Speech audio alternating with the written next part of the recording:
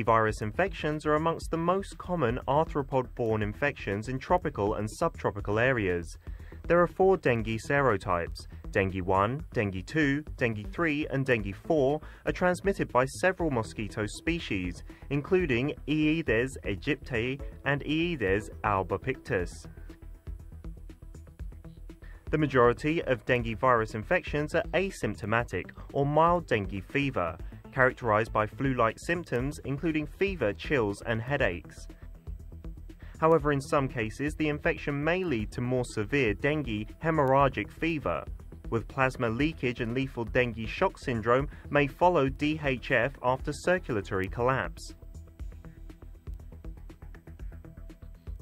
The geographical areas in which dengue transmission occurs have expanded in recent years, and all 4 dengue virus serotypes, dengue 1, 2, 3 and 4, are now circulating in Asia, Africa and the Americas, a dramatically different scenario from that which prevailed 20 or 30 years ago. About 1.8 billion, more than 70% of the population at risk from dengue worldwide, live in member states of the WHO Southeast Asia region and Western Pacific region, which bear nearly 75% of the current global disease burden due to dengue. Laboratory diagnosis of dengue infection. Virus isolation provides the most convincing evidence of infection, but facilities for culture are not always available.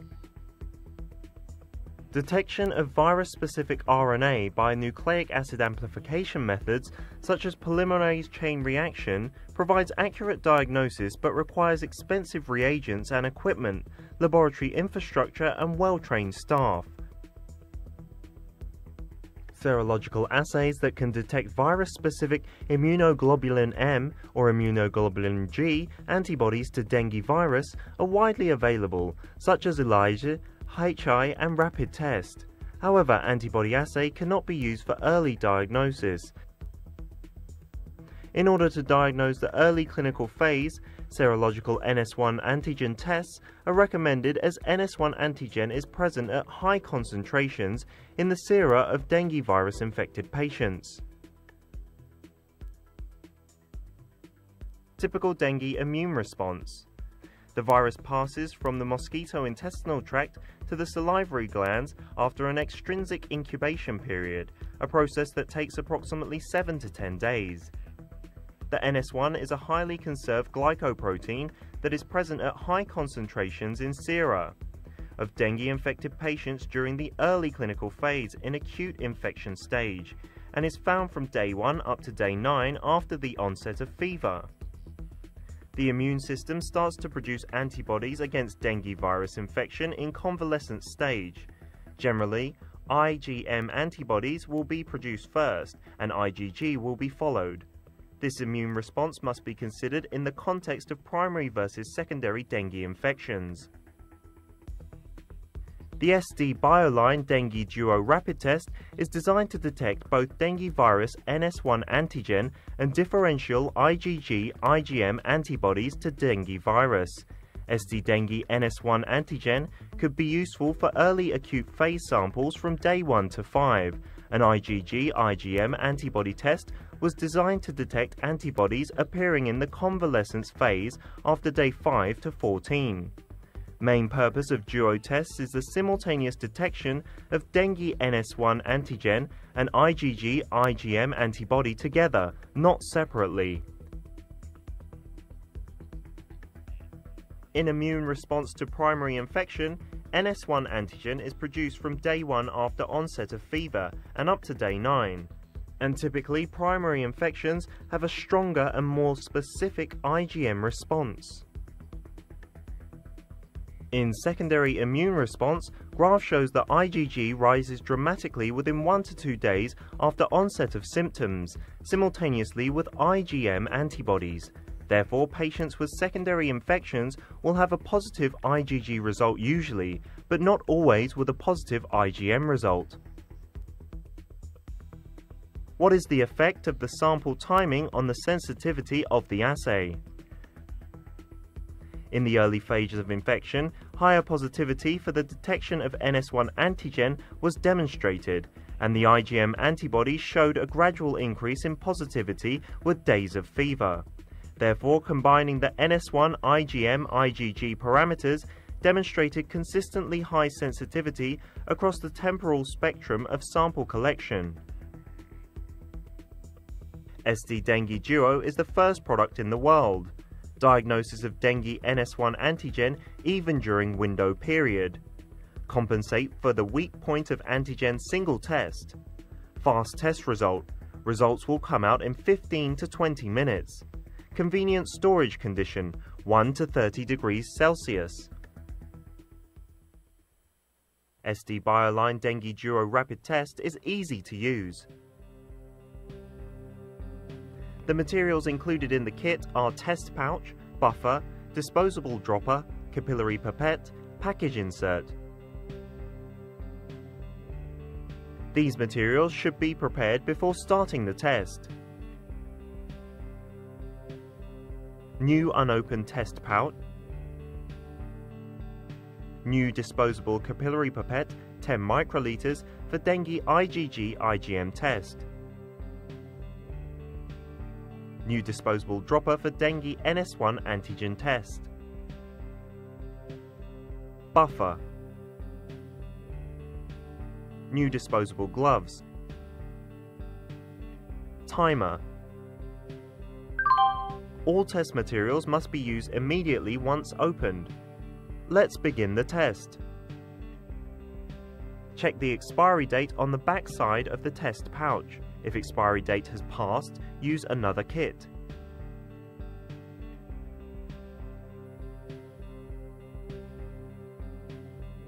Put on the gloves. Remember, use new gloves for each patient. Remove the test device from the foil pouch and place it on a flat, dry surface.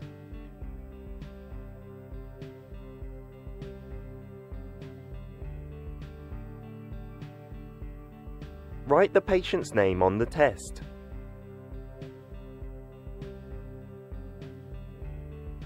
For NS1 testing, using disposable dropper provided, take serum or plasma sample from collection tube containing anticoagulants such as heparin, EDTA and sodium citrate, and add 3 drops of serum or plasma into the sample well marked S.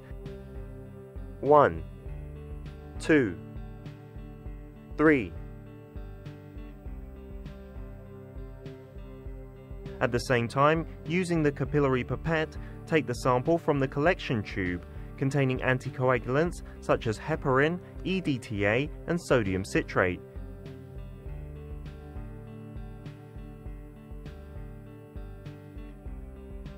And add 10 microliters of serum or plasma into the sample well for antibody test. And put 4 drops of assay diluent into the round-shaped assay diluent well.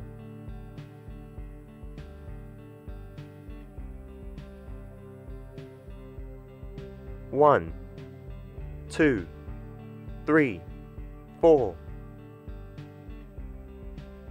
As the test begins to work, you will see purple color move across the result window in the center of the test device. Interpret test results after 15 to 20 minutes. Do not read test results after 20 minutes. Reading too late can give false results.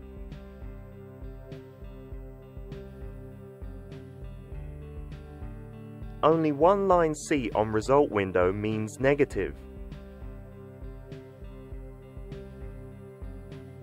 NS1 antigen positive, this would be indicative of acute stage of dengue infection.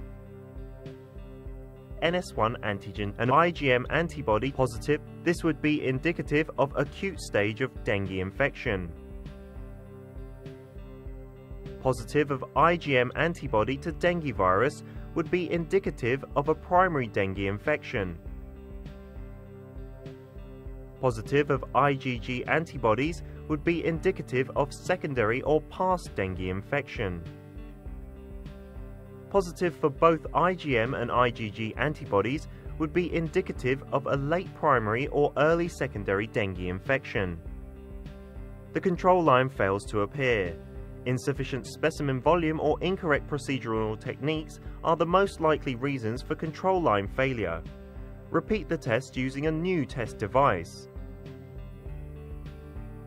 Dispose of test materials such as test device, gloves, desiccant and packaging in a non-sharps waste container. Each test can be used once. Now remember, do not try to use the test more than once.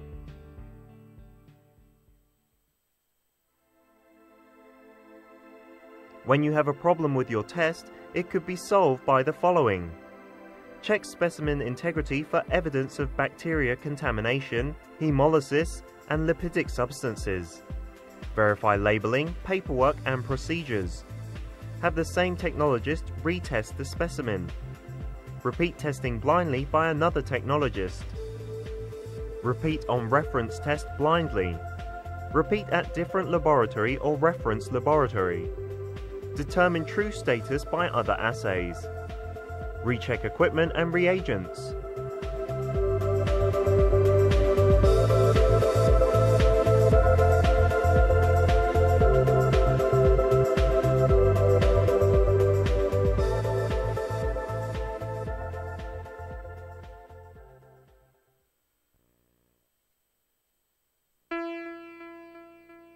Health is the greatest wealth a human being can possess. A healthy mind and a healthy body makes a person truly happy. The best healthcare solutions in the world can help Sri Lankan people live a healthy and happy life. George Stewart Health. We believe in living well. We are driven by a vision to deliver a truly caring solution to the people of this country, who deserve to benefit from the world's latest innovations and medical discoveries. As a leading healthcare provider in Sri Lanka, we stand committed to deliver only the best healthcare solutions at the most affordable prices, because we understand that every life is truly precious. We have partnered the world's most acclaimed pharmaceutical manufacturers to deliver a globally proven product. At all leading hospitals, pharmacies, and diagnostic laboratories around the country, we ensure our complete portfolio of products is available for easy customer access. Our unique position in the industry comes from being in the fold of Sri Lanka's oldest mercantile establishment, which has a history of uncompromising business excellence. Our roots go back to the year 1835, when British sea captain turned planter James Stewart arrived in Sri Lanka with the vision to make a difference. That vision continues to hold true for the entire George Stewart Group, which is one of the country's largest diversified conglomerates today, with significant market leadership in sectors such as tea, travel, aviation, business consultancy, manpower recruitment, finance, engineering, and solutions. It was with the same vision to make a difference that the healthcare solution company was relaunched as George Stewart Health in 2012. Since then, the company has enhanced its market leadership and stamped its position as a strong player in providing healthcare solutions to society. With a greater focus on consumer health, George Stewart Health set up a dedicated division to broaden its portfolio of high-quality, preventive consumer health goods. George Stewart Health is also gearing up to embark on a breakthrough journey backed by state-of-the-art R&D support to discover the possibilities of indigenous medical solutions that can have a great impact on the medical industry of this country. In the near future, the company will also unveil dedicated GS Health pharmacies that are technologically integrated, which will become the customer touchpoint. Through 3 decades, George Stewart has nurtured a trusted relationship with its key stakeholders, upholding the highest levels of integrity and ethical practices. George Stewart Health aspires to be the preferred partner of the Sri Lankan medical fraternity and invites you to challenge convention and partner its drive towards promoting sustainable healthcare solutions for the betterment of Sri Lanka. Our dream is to become a true partner in creating a healthy, happy, and a smiling nation.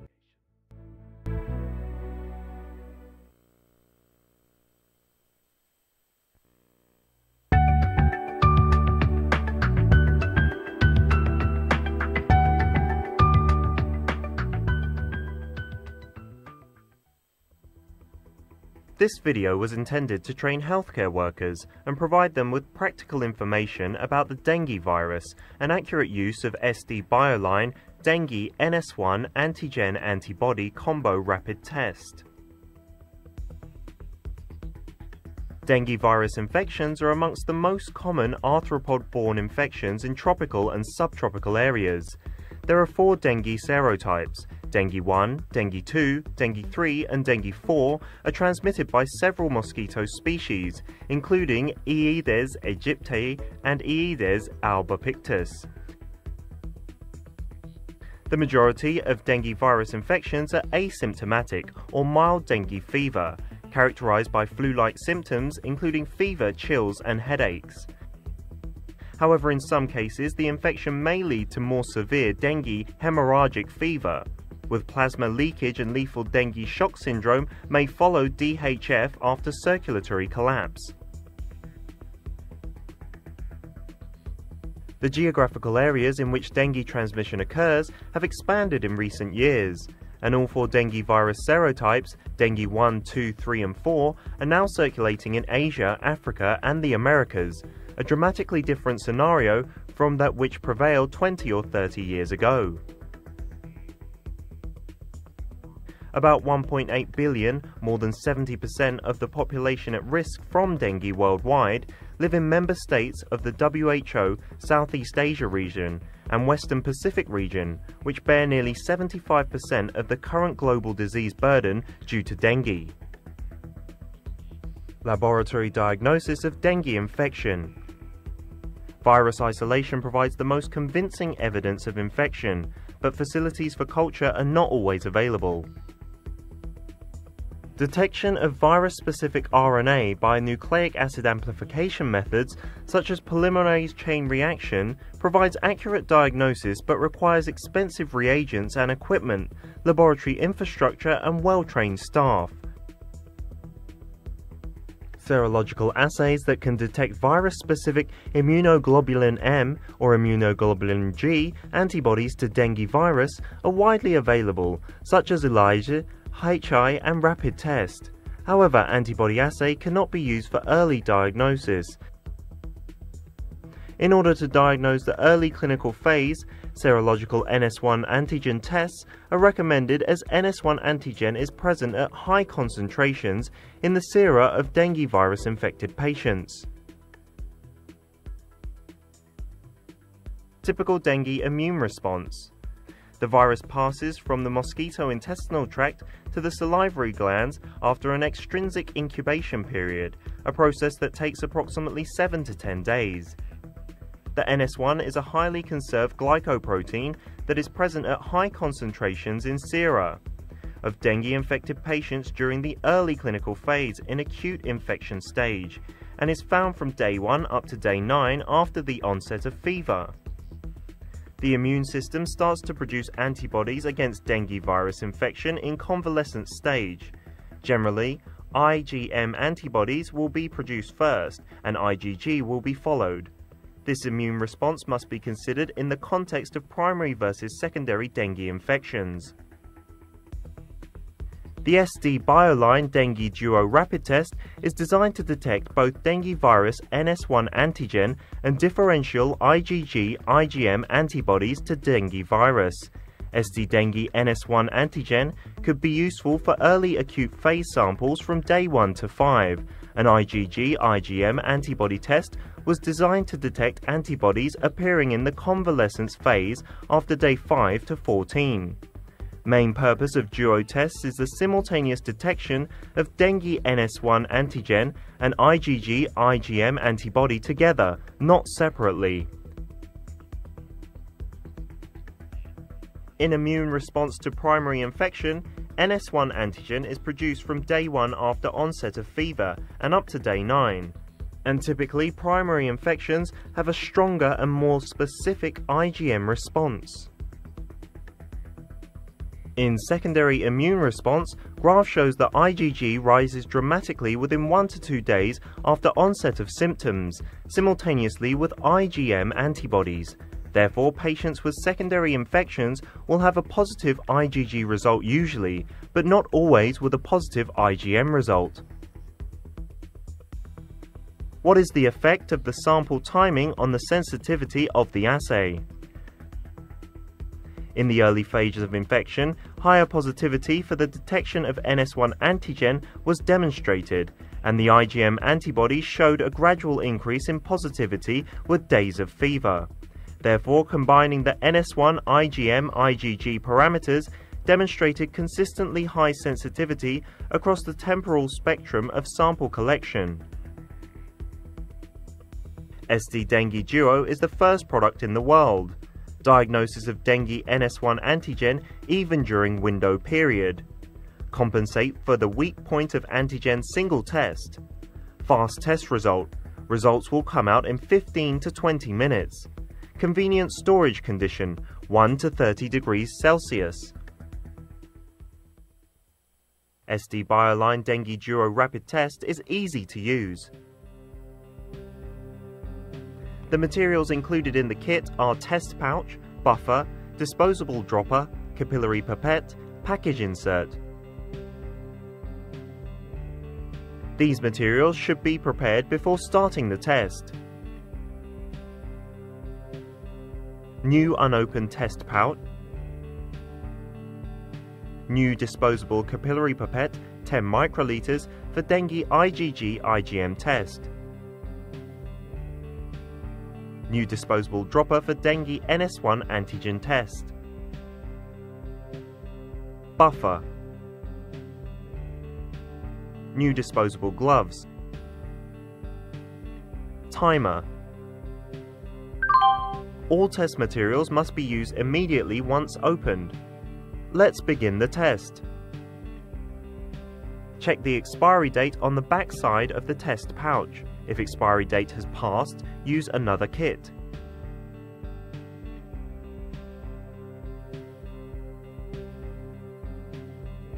Put on the gloves. Remember, use new gloves for each patient. Remove the test device from the foil pouch and place it on a flat, dry surface.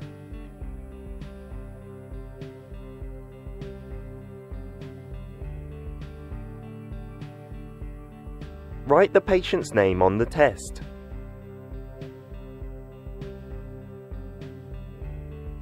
For NS1 testing, using disposable dropper provided, take serum or plasma sample from collection tube containing anticoagulants such as heparin, EDTA and sodium citrate, and add 3 drops of serum or plasma into the sample well marked S. 1, 2, 3. At the same time, using the capillary pipette, take the sample from the collection tube containing anticoagulants such as heparin, EDTA and sodium citrate.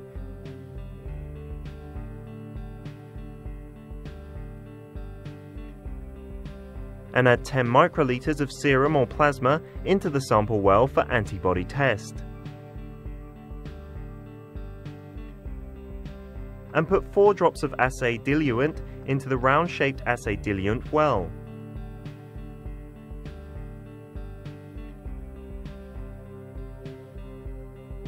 One, 2, 3, 4. As the test begins to work, you will see purple color move across the result window in the center of the test device. Interpret test results after 15 to 20 minutes. Do not read test results after 20 minutes. Reading too late can give false results.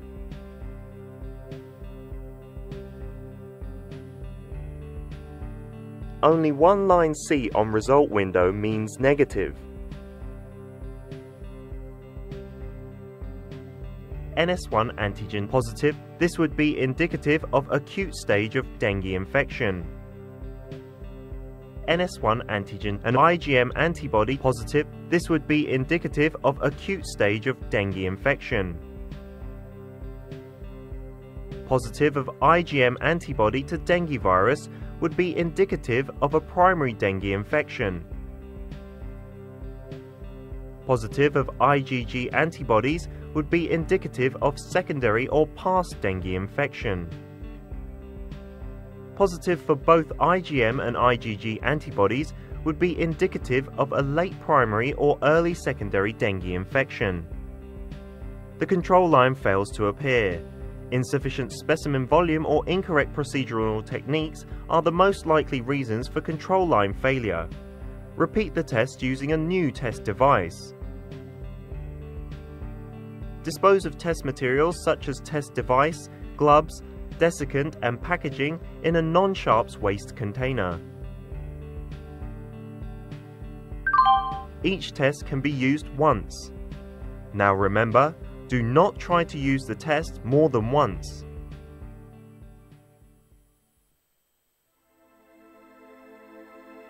When you have a problem with your test, it could be solved by the following. Check specimen integrity for evidence of bacteria contamination, hemolysis, and lipidic substances. Verify labeling, paperwork, and procedures. Have the same technologist retest the specimen. Repeat testing blindly by another technologist. Repeat on reference test blindly.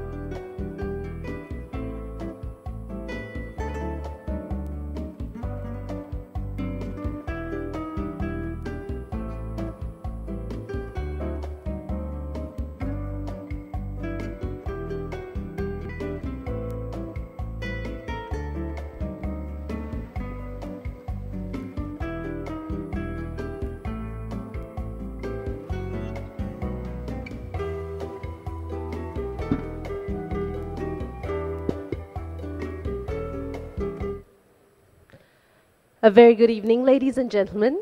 A very warm welcome indeed to this very special occasion, or should I say a very important occasion. Unfortunately, we are facing some slight technical difficulties. I know we were supposed to start at 7:30. Just please give us a few more minutes because I'm sure this is a point of interest to most of you. This lecture will be joined by a live webcast on the College of Paediatricians website. So we're trying to sort out the technicalities of this as we speak. So please do bear with us and we will start off shortly.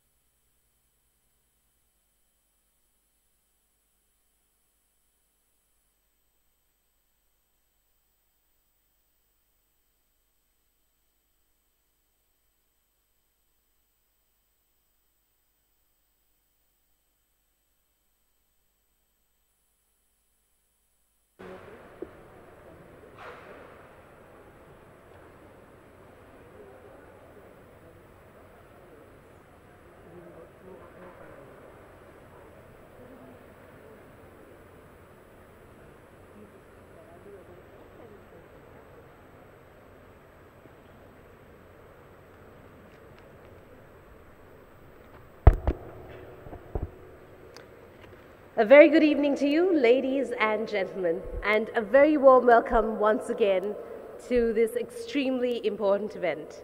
Thank you very much for bearing with us. Many of you have been here for quite a while now, but I'm sure you'll all agree that it's for a very, very important cause. And that, ladies and gentlemen, is this special lecture organized by the Sri Lanka Chamber of Medical Devices Industry, together with its partners in this very special venture, the Sri Lanka College of Paediatricians and the Center for Clinical Management of Dengue and the Dengue Hemorrhagic Fever of the Negombo Hospital. Aptly, we've titled it the Dengue Epidemic 2017, Insights from the Bedside. As of now, ladies and gentlemen, the numbers are staggering. I'm sure all of you will agree. You're well aware of this.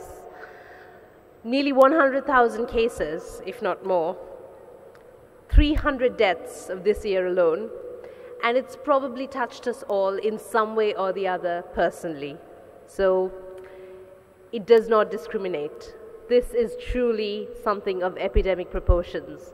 And every single one of you, medical professionals and those connected to healthcare and medicine from both private and state practice, y'all are well aware, despite your various specialisms, that dengue has a brutal impact on the country. So it is indeed a fitting CSR project by the Sri Lanka Chamber of Medical Devices Industry, which is the apex body for those who are involved in the medical devices and equipment industry, to look at organizing a lecture of this nature. It's giving out information, it's giving out knowledge, and it's sharing insights with the movers and shakers in this area right now. A big thank you goes out also to George Stewart Health, who are our sponsors for tonight. On that note, ladies and gentlemen, it is our practice, our tradition, to start off with the national anthem. So I'd like to ask you all to please rise.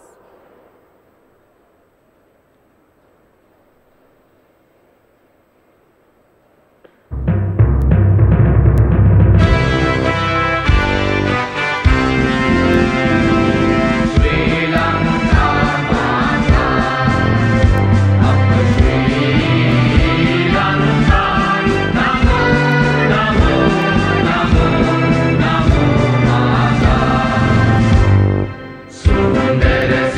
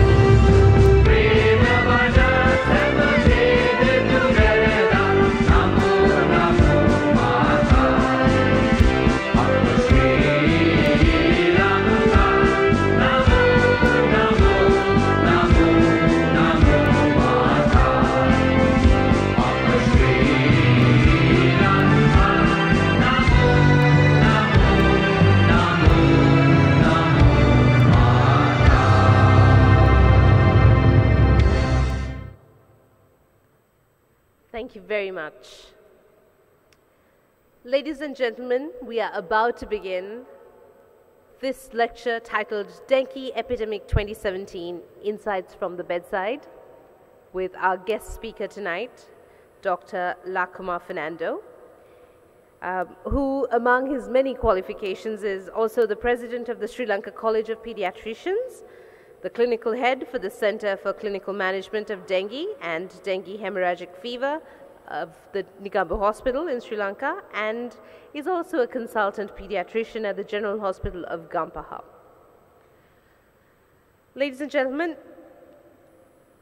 it falls on a very special person and someone who was the catalyst behind this entire process, the president of the Sri Lanka Chamber of Medical Devices Industry, Mr. Saman Hulangamua, to welcome you all with the delivery of the welcome address. May I invite him to the lectern?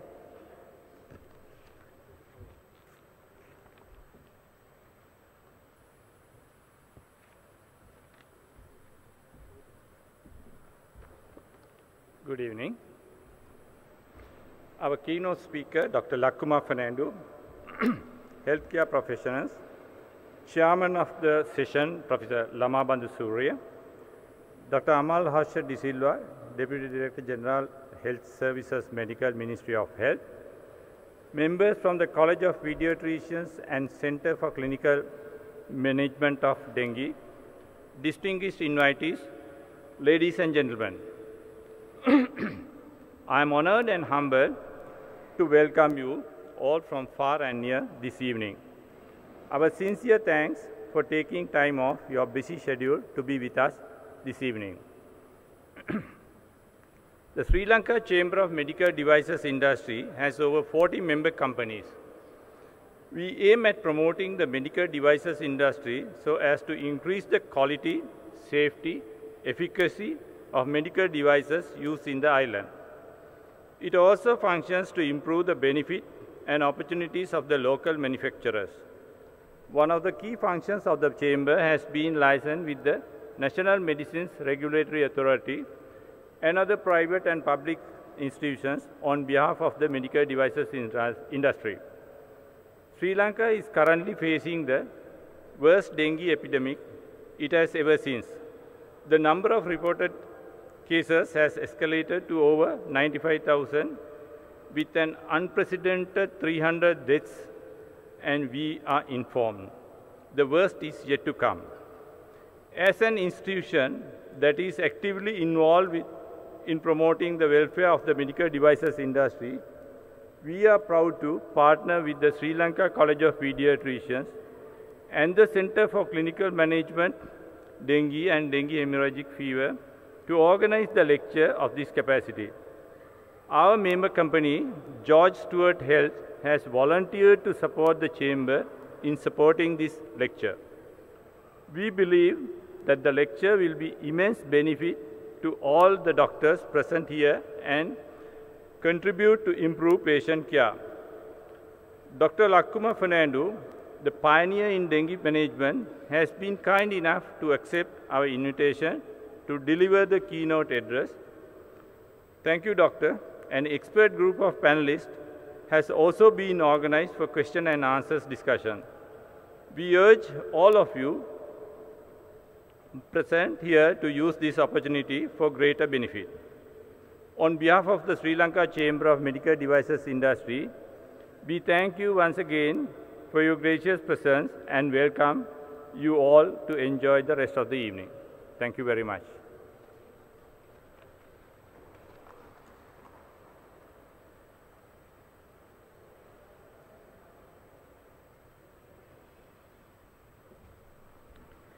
Well, ladies and gentlemen, the statistics don't lie. If this is the worst dengue epidemic that Sri Lanka has faced, well then it is time to stand up and take action.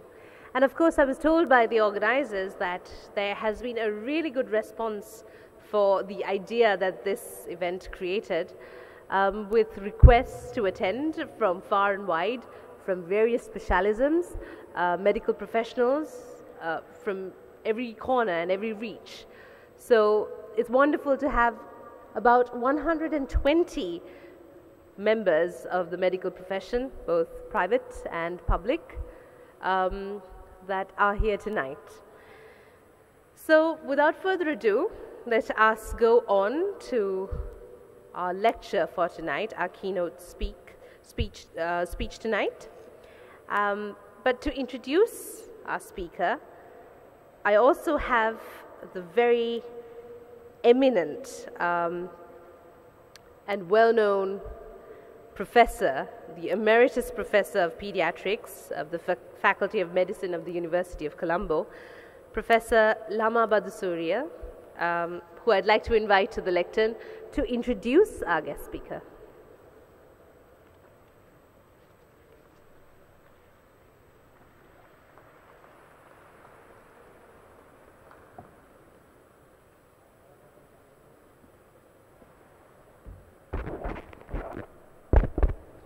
Good evening, everyone. Well, I came to know about this lecture when I was in England on holiday a few weeks ago, and I got this invitation by email. I returned from England this evening, and when I got off the plane at 5:30, there was a message from Dr. Lakuma inviting me to chair this session. So I went home, did a quick change, and here I am. Right. Really, Dr. Lakuma does not need any introduction at all.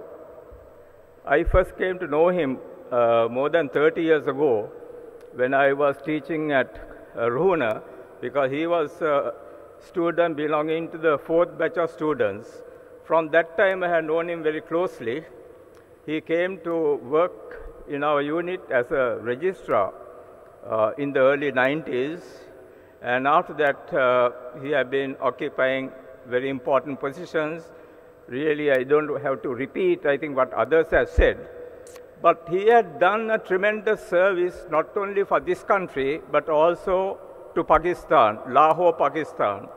When he was inducted as the president of the College of Paediatricians, we had an insight into what he had done for the patients in Pakistan.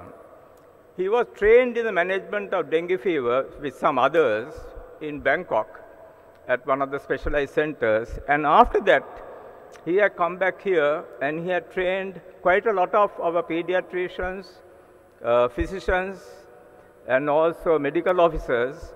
And whenever there had been an outbreak, he has responded immediately. You all know that there was an outbreak close to Trincomalee recently, I think in close to Trincomalee, and he went there with a team of doctors, and he established a unit, and he was responsible for saving many, many lives. And so I think all of us are eagerly looking forward to his lecture on the, the sort of intricacies of management of dengue patients. Dr. Akuma. And after his lecture, we will have a question and answer session to clear our doubts.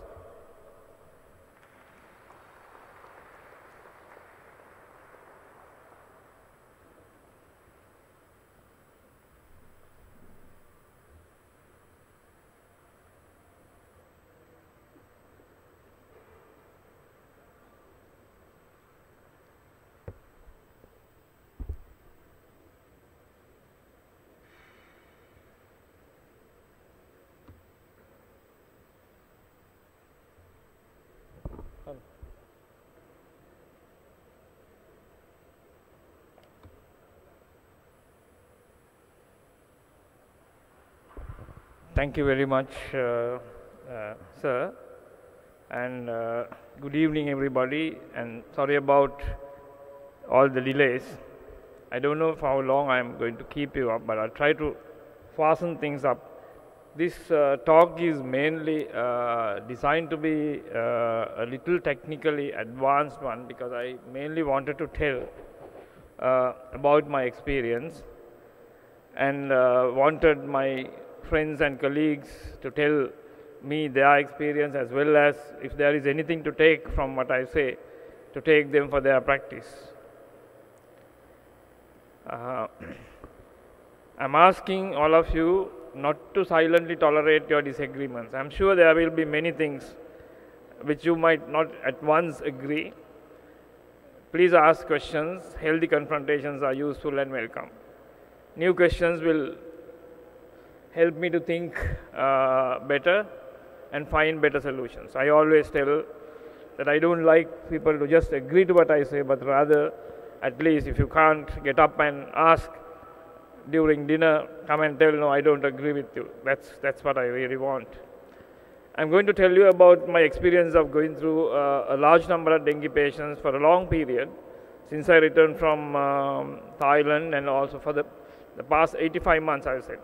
So what I'm basically trying to do is it's just sharing my experience. This is actually not a teaching session. I'm just telling how I'm doing in dengue. I spent hours and days at the bedside of thousands of dengue patients, morning and night, and lived within few minutes of the dengue treatment center that I mainly talking about.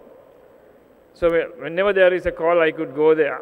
I visited my patients whenever there was a problem, both in hospital or in the private sector, and learned how best to respond to a clinical situation by being there. So having done this for many years, I learned how to do it better the next time. In fact, some of you who are here knows that we were in Batiklo a few days ago. We had a regional session in Batiklo. When I left to Batiklo, we went in a bus, the College of Paediatricians, Professor Harendra Silva, Dr. Vijay Sipara, we all went in a bus to Batiklo, but I had many patients left in Negombo. And I knew that most of them, I could respond to them when they asked me over the phone. There can be an occasional situation where I might have to come. I just wanted to show you. I took this photo when we were stopped by the police while we were on our way to Batiklo. And I don't know whether you can immediately spot. In this picture, behind the bus, we are inside the bus. Behind the bus is my car. My driver came all the way to Batiklo, behind the vehicle, so that if there is a need for me to come back from Batiklo because there is a patient, I was ready to do that. Similarly, I've been to many regional sessions. At the College of Paediatricians, we have nearly every month, and I've done it because I don't want to lose a single patient because of these other activities that I have. Now, I said this is not a teaching session. I'm telling my experience, the truth about how I handled a large number of dengue patients, both in hospital and private sector. If you think there is something useful, you can adopt it or do what you're familiar with. You can just forget about this and tell whatever Dr. Lakumar's fluid race we don't want to follow, you can go and follow what you are doing. I'm just telling this is how I'm doing. I need to tell you that in the dengue unit, which is the famous dengue unit of Negombo that I established in 2013, we have 17 beds. And since July 2013, we have treated 6,520 patients inside those 17 beds. That means that we had many more patients in the hospital in 4 wards.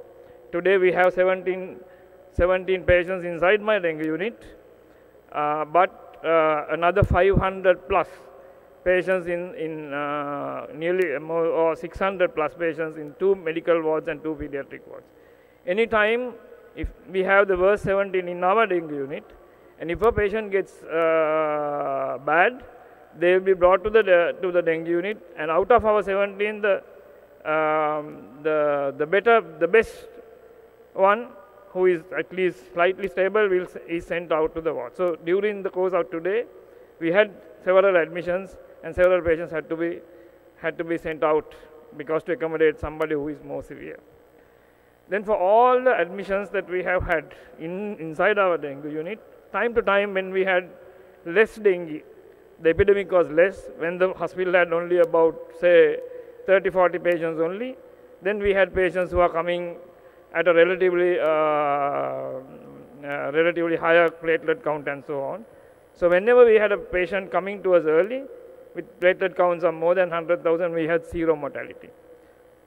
Then For patients who have come halfway, after a problem has arisen, normally a patient will come to the ward, they will stay there in the ward, something will happen in the ward, or they will come from home late, then they are either resuscitated, and then they are sent to the unit for better management. For that, we don't have a 0 case fatality rate for adults. We have, I just took statistics before coming. For this year, we've had in Negombo Hospital 8,000 dengue admissions for this year and 14 deaths, of which 13 are adults. There is 1 pediatric death. That's the only pediatric death that we had from the time that we started. But they are for patients who were admitted to the Negombo Hospital. But we have had 2 other patients who were transferred to us and transiently stayed with us and then sent to another hospital where the patient died there when we had to send for ventilation or ICU or renal replacement. Unfortunately, we are in a difficult position where we do not have a ventilator ready for the dengue unit, and the hospital's intensive care unit also in a position of, because we have a building brought down, so we don't have we have a very makeshift ICU. Right, then among these patients that had been treated in the Negombo Hospital could be 60,000-70,000 total, and when our unit had 6,000, we had less than 30 patients admitted to our ICU. Out of the 6,520 patients admitted to the dengue unit, we had only about, that is since 2013, for ICU care or ventilation. So that's our figure. I will also tell something about my experience in the private sector. I started seeing patients in the private sector of Negombo only mainly in one hospital, also sometimes in a second place, since 2014 November. This is a place where I myself was responsible for this patient from the beginning. Then more than 80% of them in one hospital. I trained the staff and established a uniform method of management and fluid therapy in this private place where the patients are treated.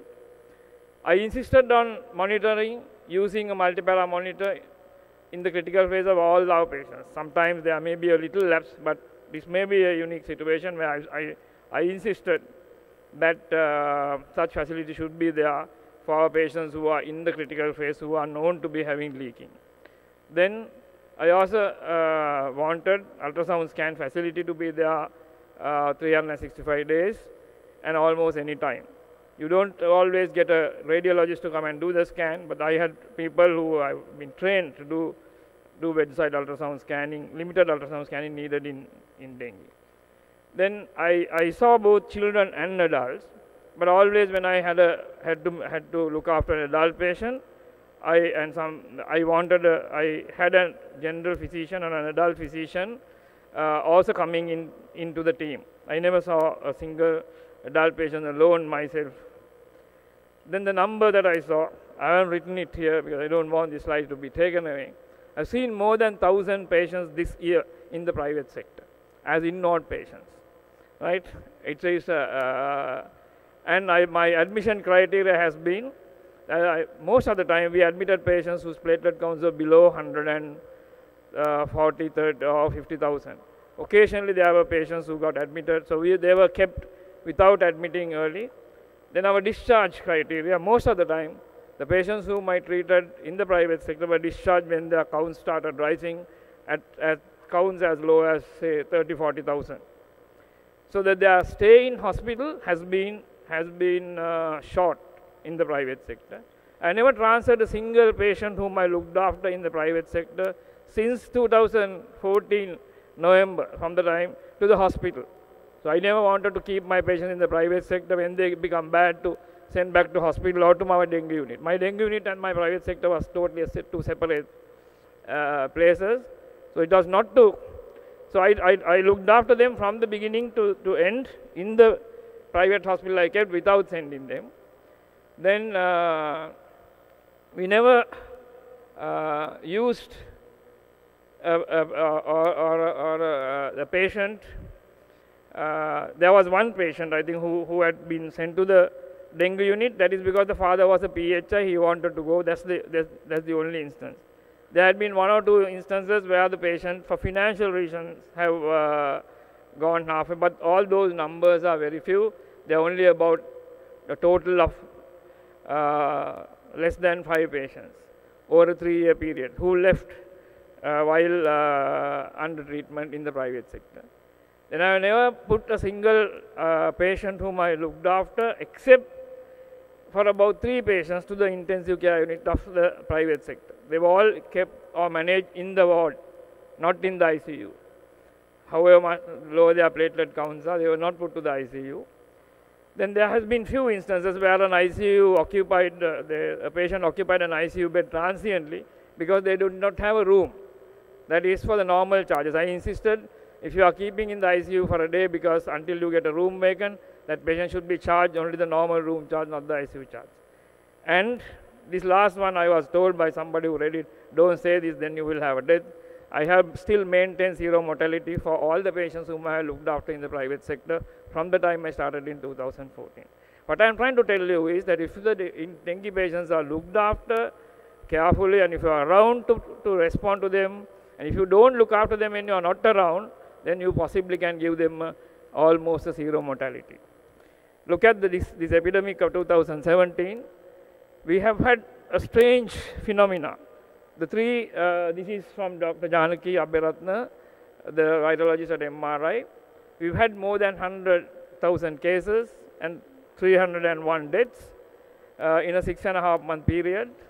And 90% of our cases appears to be dengue type 2. You can see, compared to the other serotypes in the other years, how the serotype 2 has come. These are slides from Dr. Hasita Tisera. Thank you, Hasita, for sharing this. Just to see this epidemic compared to the previous epidemics. The numbers in 2015, 12, 14, and so on. And during this part of the year, it's rising. And it's way up. There's a big gap between the usual. So we nearly have about 7 to 8 times more patients than we had in any other time. That's the current epidemic. And if you see the number of patients we have had, I was fortunate to have the latest update. I'm sure you have never seen this. This is the latest figure with regard to the number of cases. We've had 102,809 cases by yesterday or today, and 301 deaths. That's where it is, and the majority, 53%, are from the western province. Right, and this is the age distribution. That 30% are school going, and if you look at the deaths, 15% of the deaths are children. Actually, 28% of the patients are children, 15% of the deaths are children. That's where it is. Then when it comes to the transmission, please remember that there is what is called asymptomatic transmission. Healthy human, you can have symptomatic patient and asymptomatic patients both transmitting the disease. So that's where we are. But I just wanted to tell something. In the 2017 epidemic, I believe that a standard method of clinical management consisting of good monitoring and facilities for ultrasound and having well-trained staff, caring for patients, supported by a system change for admissions, which I am asking the Ministry of Health to do, that include a fast full blood count report and the management while awaiting hospital admission to be strengthened, and a stop on NSAID use for fever can bring down our current case fatality rate at least by 10-fold. This is my very sincere, strong belief. I think that the 300 is far too much, and which we could have had not more than 30 deaths if we had a system in place. That's what I have shown in my own example of looking after a large number of patients and telling you that when I looked after that, it did not happen. That this system can be put to the whole country. Right. In Negombo, this year's 8,000 cases and 14 deaths. Our case fatality is less than the national figure still. Most are as a result of overcrowding. I would say that all the 14 deaths that happened in Negombo this year are avoidable under better circumstances, facilities, and more staff. How is the Negombo hospital with dengue? I will just show you the medical male ward. This is not during visiting time. This is just a normal time in the ward. This picture was taken. Most of these patients who are standing are bystanders. They are not visitors. They are bystanders. When you have 265 patients in a 60-bedded ward, and this is the pediatric, this is again the ward. This is, so you can definitely have 14 deaths because you can have patients suddenly coming in shock until they are picked up. Nobody knows. They can go silent in shock. If they are, so if you get into hospital, when people ask what is the most important thing getting into hospital, I say the good bystander. The most important person to get, when sometimes, I don't do channel practice these days for the last 3 weeks because to concentrate more on the hospital inward patients as well as to look after my inward patients better. I stopped doing channel practice more or less for the last 3 weeks. So nobody can come and channel me and see, because if I'm in the channel place, I won't be able to get up if I get a call from a patient, so I should be able to free to go.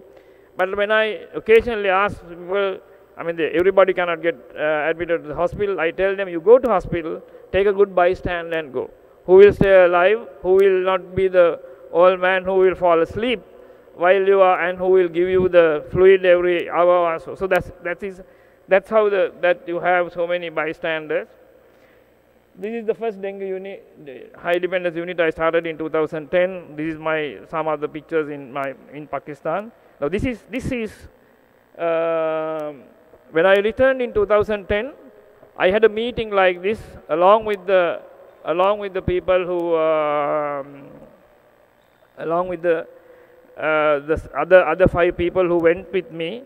This was organized in Gampaha, where we had I invited 50 consultants who are personally known to me, both physicians and pediatricians, and told them what we learned, because at that time the Ministry of Health were not keen in getting us to tell what we learned, and that's how the training started. Then our Center for Clinical Management was started in 2013. That's it. We have had babies as small as 3 days to 92-year-old grandmother treated in our place. This is Professor Suchitra, from whom I learned most of my dengue, which I show this slide all the time. Hasita is lucky to be in that slide all the time, right? I wanted to show Professor Suchitra, right? Then we have a large database of we possibly had the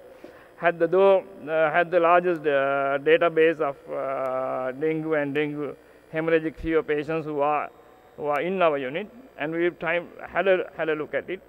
Now, ours was the first ever dengue unit that treated both adults and children in one single place under a common team of physicians and pediatricians, and by a common team of nurses and doctors. And the second branch of which this was set up in Kenya during this year, when Kenya had a large dengue epidemic. They had a large number of deaths occurring one after the other. The system that we put in place, this was inside the dengue unit. After I visited, this was established in 48 hours, and we were able to stop all the deaths that occurred up to that time from that time onwards. This is one of the patients one of the most challenging patients whom I had to look after. This was a patient who had a cardiac transplant, who came on holiday to Sri Lanka and got dengue. We had to look after him while he was on immunosuppressants and anticoagulants. Right. Coming back to, I told all this background not just to boast about me, but I am telling you that the results of applying what I am going to tell you. So that is that you have to, the results of what I have to tell you. I think the most important thing is diagnosing dengue. This is being told not because George Stewart is sponsoring this. And we have there are very different methods to do it. I'll go through these things fast. Now, dengue influenza rapid antigen test, I think this has to be done on day 1, around 18 to 24 hours of the onset of fever. Then you will see about 99% of patients having this test positive. Whether it is primary dengue or secondary dengue, though you would expect it to be more positive in primary and less in secondary. We are a country where secondary dengue is very common because we had repeated infections, but there's no issue whether it is primary or secondary, it becomes positive in 99% on day 1. But during the current epidemic, we have seen a few cases where day 1 rapid dengue antigen became negative, but in some of them it has become positive. But this is a very, very small number. Then I should also say that when we are doing this, we need to do a good test kit that is registered by the CDA. This is an instance where a very reputed laboratory chain was using unregistered cheaper test kit because that they can save a little money. I also heard of very, very unfortunate instances where some laboratories, when they go to do the dengue antigen test, when the platelet count is say 110,000, they will charge 1,000 rupees and not do the test and say dengue antigen test positive, guessing that it may be dengue, which is the kind of thing that is happening in this country. So we insisted that whenever, I think you should insist that whenever a laboratory issues a test, that they should paste the strip, then anybody can see what the strip and whether they have done the test or not. Now, when can you do a repeat dengue? When do you have to do a repeat? I mean, apart from diagnosis, there are instances where this test can be useful even in the management of patients. If you have a patient who has continued fever on day 7 or 8, you want to know whether this is due to a repeated infection or some other, whether you have got a secondary bacterial infection or not. Then when you do the antigen test, if the antigen test is positive, then you have to assume that it is because of the persistent viremia, and patiently wait without sort of getting, because those patients who have continued fever even for day 7 and day 8, and if it is because the antigen is positive, then eventually they will get better without any specific intervention. Again, if you have a patient whose counts are not rising or persistent cytopenia, you can do the antigen test again and see. Then about the antibody test, to save time, I will tell, when you do the antibody test, whether you have the IgG or IgM, that you have to take it as positive for acute infection. Because when you do the rapid antibody test in a dengue patient on day 1 or so, you will get both IgG and IgM negative, because the test is not as sensitive to pick up very low levels of IgG. But due to the introduction of the antigen, the IgG will get boosted up. So the first thing that probably appear in about day 5 or so is to see the IgG become positive. When you see the IgG, don't say that this is past infection and send that patient away. That is due to this time infection or an acute infection. So whether the IgG or, then what are the other tests? Full blood count. I mean, I think I've been telling in my previous talks, the time to do a full blood count is day 3 and first day you do the antigen test. Not anymore. The best time to do the full blood count is possibly day 2. But if you are doing a dengue antigen test, tell the lab to take blood for the full blood count also. You might not bill it, and if the antigen is positive from the same blood, they can take the blood to EDT and do the test, antigen test. Same blood, do a full blood count also, and know what your baseline full blood count is and what your platelet count is. If your first day's platelet count is low, then your chances of developing early leaking and all is high. So it is even important to know your full blood count even on day 1 if you are an NS1 positive patient. What are the other tests?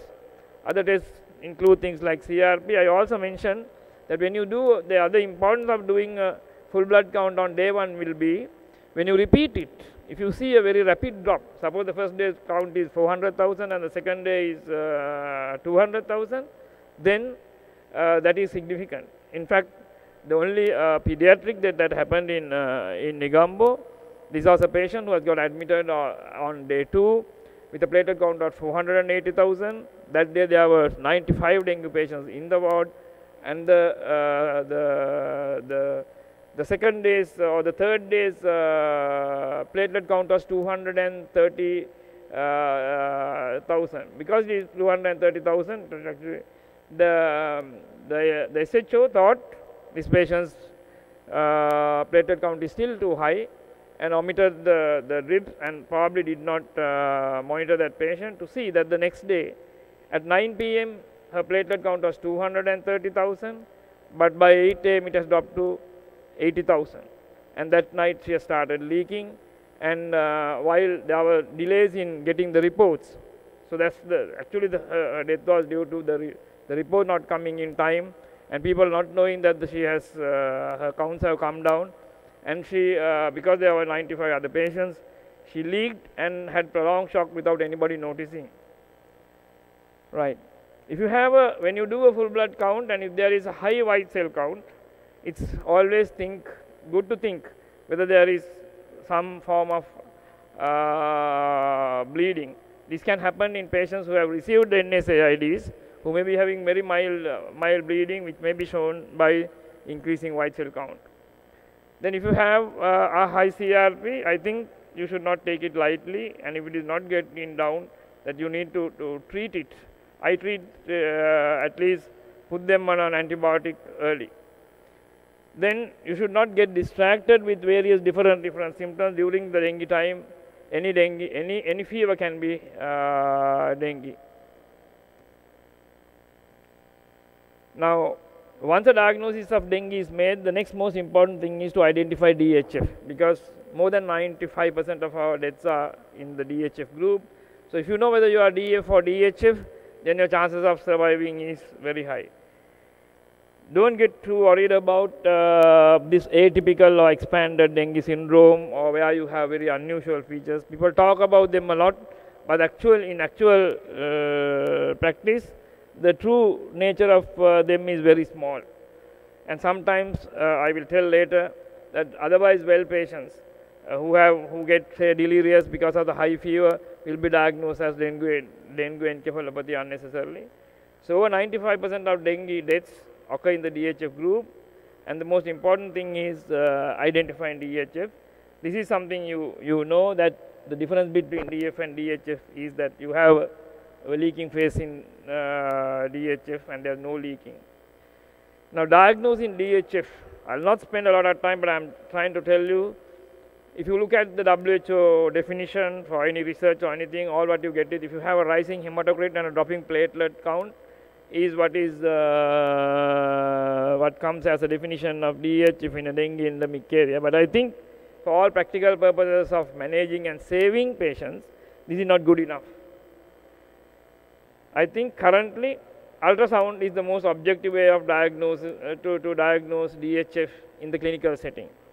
I should say that we were the one, I was the one who introduced the ultrasound, routine use of ultrasound. It is still not practiced in the Children's Hospital of Thailand for clinical management of dengue, because most of the people thought routinely doing ultrasounds in a large number may be difficult. It's not so. Now you think that it is the most easily available test in most places dengue patients are treated, even more than the full blood count. When a patient comes with a platelet count of 75,000, we get the ultrasound scanning done in half an hour or 15 minutes, but we have to wait for 2 hours till the full blood count results come. But it is important, and we know that when the patient has no evidence of leaking, then that patient can be managed differently, and that could save life. We designed this form for ultrasound so that this limited ultrasound is a very small thing. Radiologists need not get worried about be overburdened, because all what we are asking are a few things. If they miss a tumor or a stone or something, they won't be sued for this by put in their findings in this form. You're just asking whether there is pericholecystic fluid, fluid in the Morrison's pouch, whether there are effusions, fluid effusions right, left. So this is the standard form that we use to do ultrasound. This also I probably try to skip. All what you need to tell is that if you see pericholecystic fluid in the gallbladder, it is not definite DHF until you do another scan and see. So you need a second scan to see that it is progressing. But when you do your first scan, if the patient has come late, if the patient has already got pleural effusion, then you don't need a second scan to diagnose DHF. This is so if you get a patient whose platelet count is low and has a NS1 is positive, but there is no evidence of leaking on an ultrasound, there is the differential diagnosis is either they are DF or they are DHF who has not started leaking yet. This is a common scenario outside our dengue unit, where patients are brought from the wards to do ultrasounds. This is another similar thing in the night, but this is better now because all our wards now have ultrasounds and the doctors are trained how to do ultrasound scans. This is one of my post-intern doctors doing an ultrasound. If you go by the WHO definition, this is the WHO definition, but it is not good enough for best clinical outcome in a major epidemic like that what we have now. And when you diagnose dengue, you should not diagnose dengue hemorrhagic fever without an ultrasound scan. So the ultrasound is only useful to detect the onset of leaking and confirm whether it is progressing. But you cannot skip doing the hematocrits or the PCVs in this patient, because doing the hematocrits and looking at the other parameters are the next most important thing that you should do. Serial PCVs are essential for perfect fluid management. Now, if you are doing it, when you are doing the serial PCV, it's best that you do it from a capillary PCV than a venous PCV. Now coming to the differences of this 2017 epidemic, what are we seeing? We've seen a lot of patients who are leaking early. We've seen patients who are leaking very rapidly. Then we have seen patients who are leaking for a shorter duration. Then we have seen patients who are leaking, occasional patients who are leaking when the platelet count is above 100,000. And then patients who are starting to leak very late, even by the end of 7th day where you are supposed to get better. I want to tell a little more about these situations.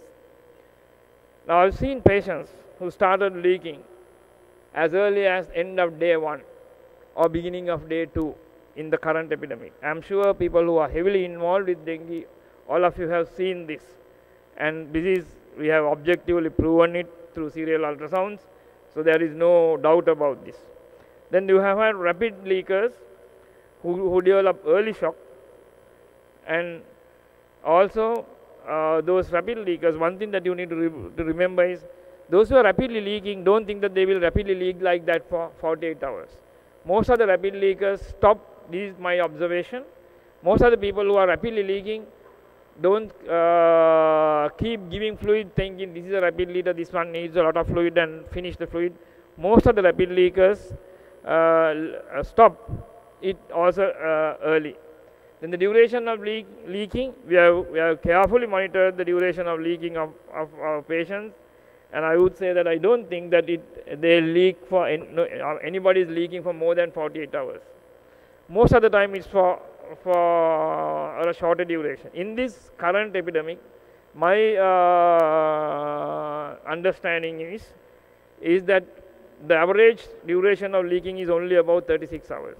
So after 36 hours, you have to just think that the patient has finished leaking, or manage this patient as for a person who has stopped leaking, rather than going on for 48 hours. It's only very few patients who would leak for longer than 36 hours. Then infants and young children, because if you keep giving them, that's one of the reasons why they can get into trouble. They can have narrow pulse as a result of you going beyond the 36 hours.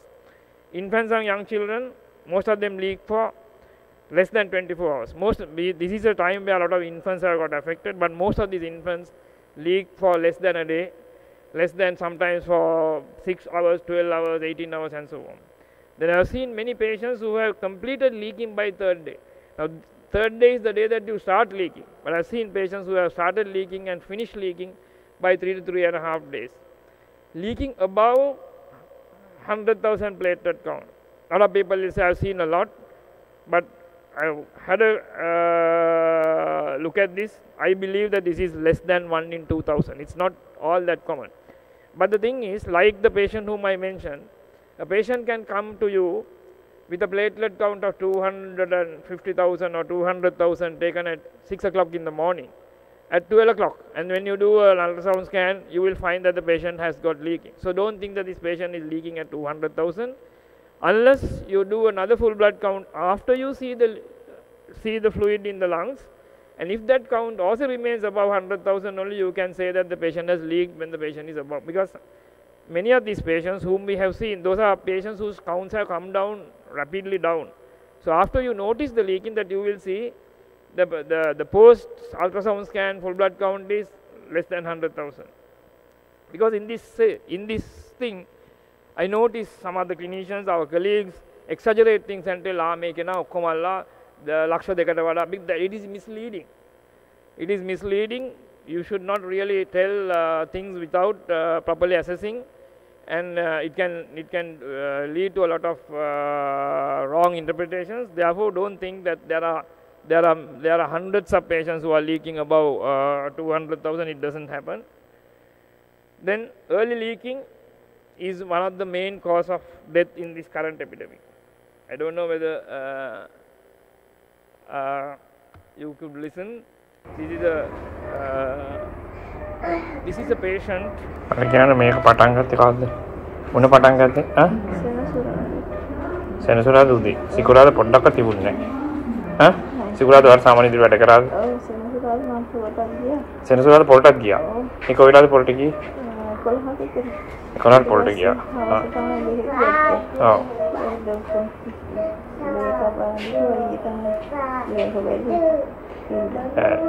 Sensuada also blood doctor card gya blood lekagane ko irida label irida antigen එක දෙකේ මොකද කරේ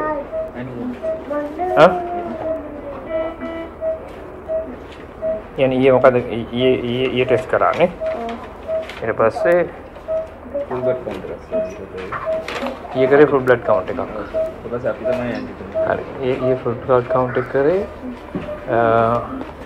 එතකොට 92,000 මේ ඇවිල්ලා හවස 6ට ඒකට ලේ දුන්නේ කීයද 6ට ඒක 92,000 ඊළඟට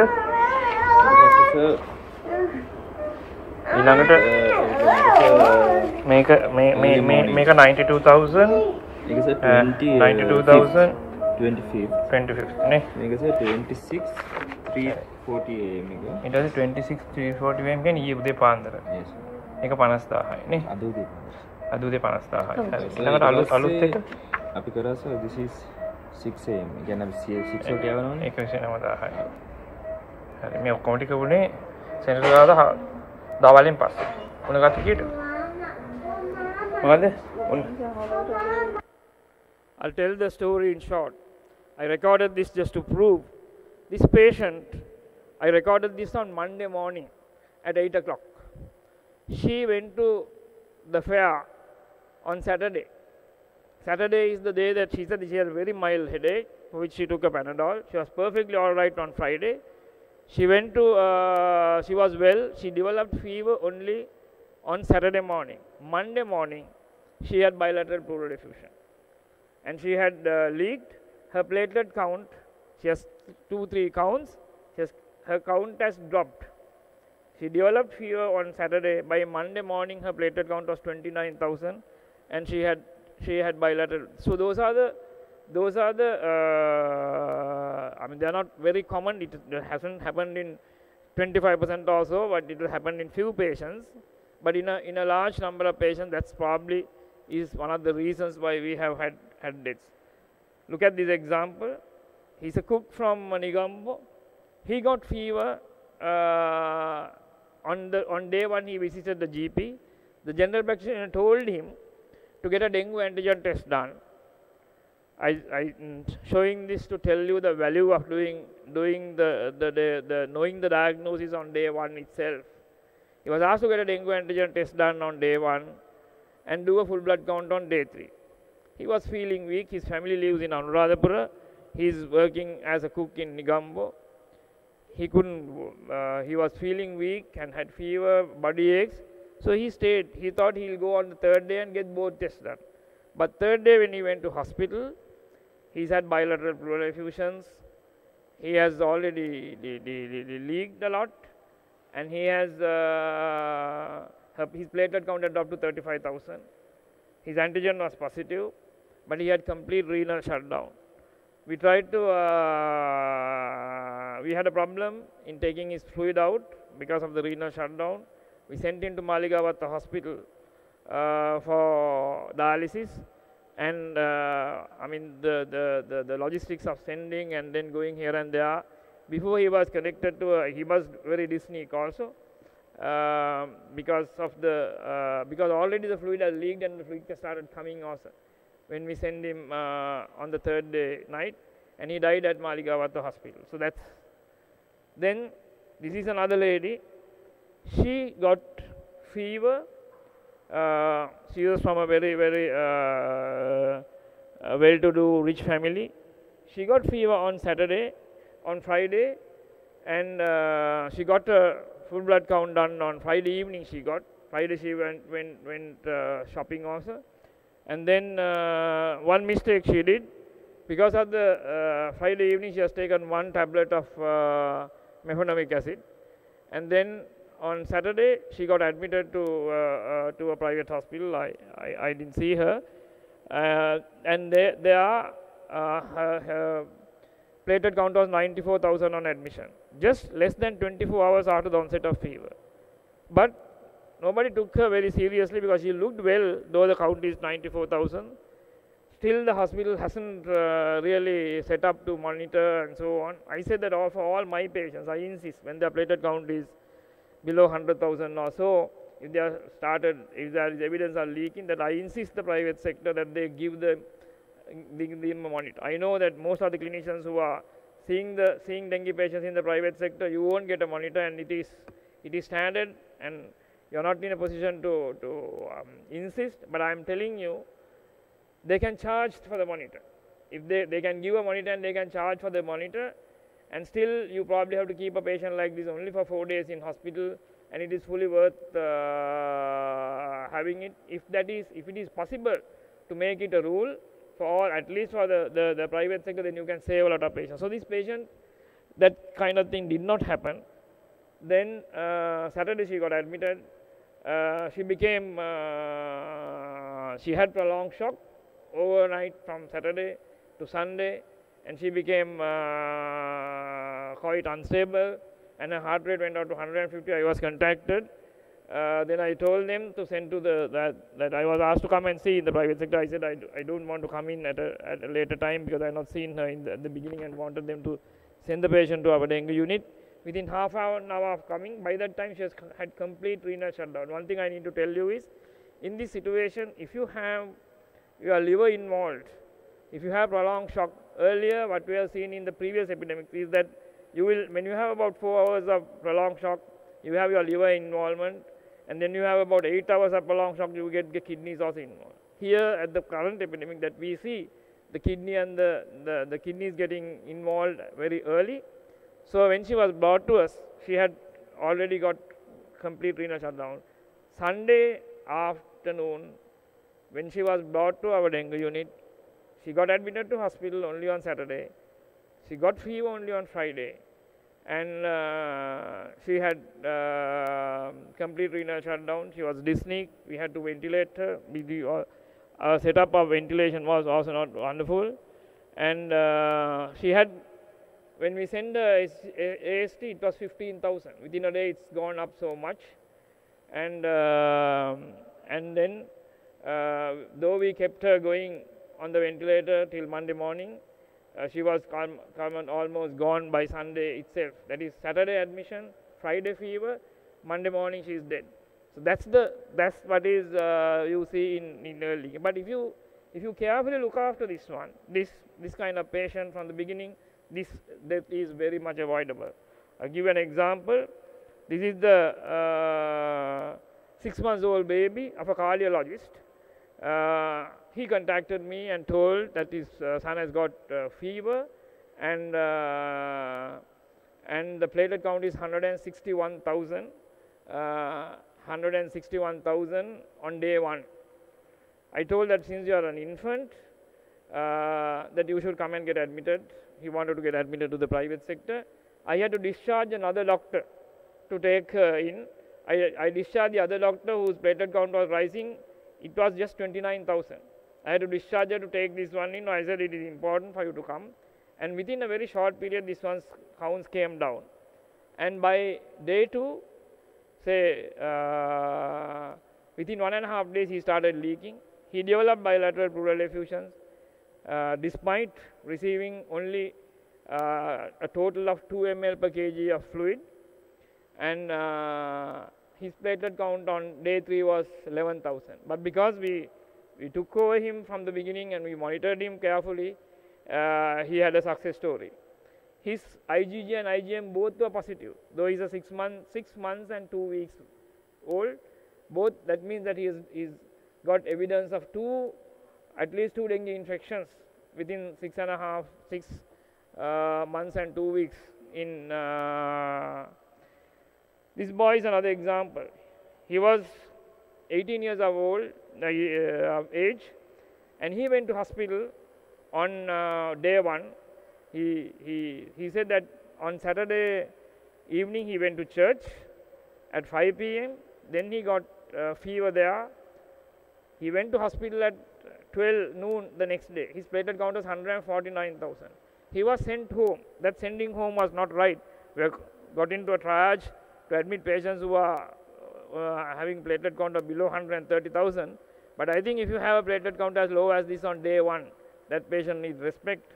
He was sent home, but he came in the next day. He got admitted the next day with a platelet count of 35,000. He was said to go get the gihilla heta. When he came the next day, his hematocrit was 63%. He had bilateral pleural effusion. His AST was more than 9,000. He had a very, very difficult pathway, and he even developed what is called hemophagocytic lymphohistiocytosis later. It is a result of a complication of not so well because of the clinical problems he had due to prolonged shock and so on. So I think early diagnosis, rapid NS1 antigen test on day 1, first day full blood count if the antigen is positive, and then repeat full blood counts. What I recommend is, if your platelet count is above 300,000, you can do it once a day. When it is between 2 to 300,000, you should do it twice a day. When it is below 200,000, you should do it thrice a day. This is probably the safest way to do it. And first full blood count, if you have not done anything on day 1, the first full blood count is in day 2 and not on day 3. Now, early leaking or rapid leaking leading to shock and possible DHF coming in shock. What should you do if in this situation? I just wanted to show you this chart which is found in our guideline.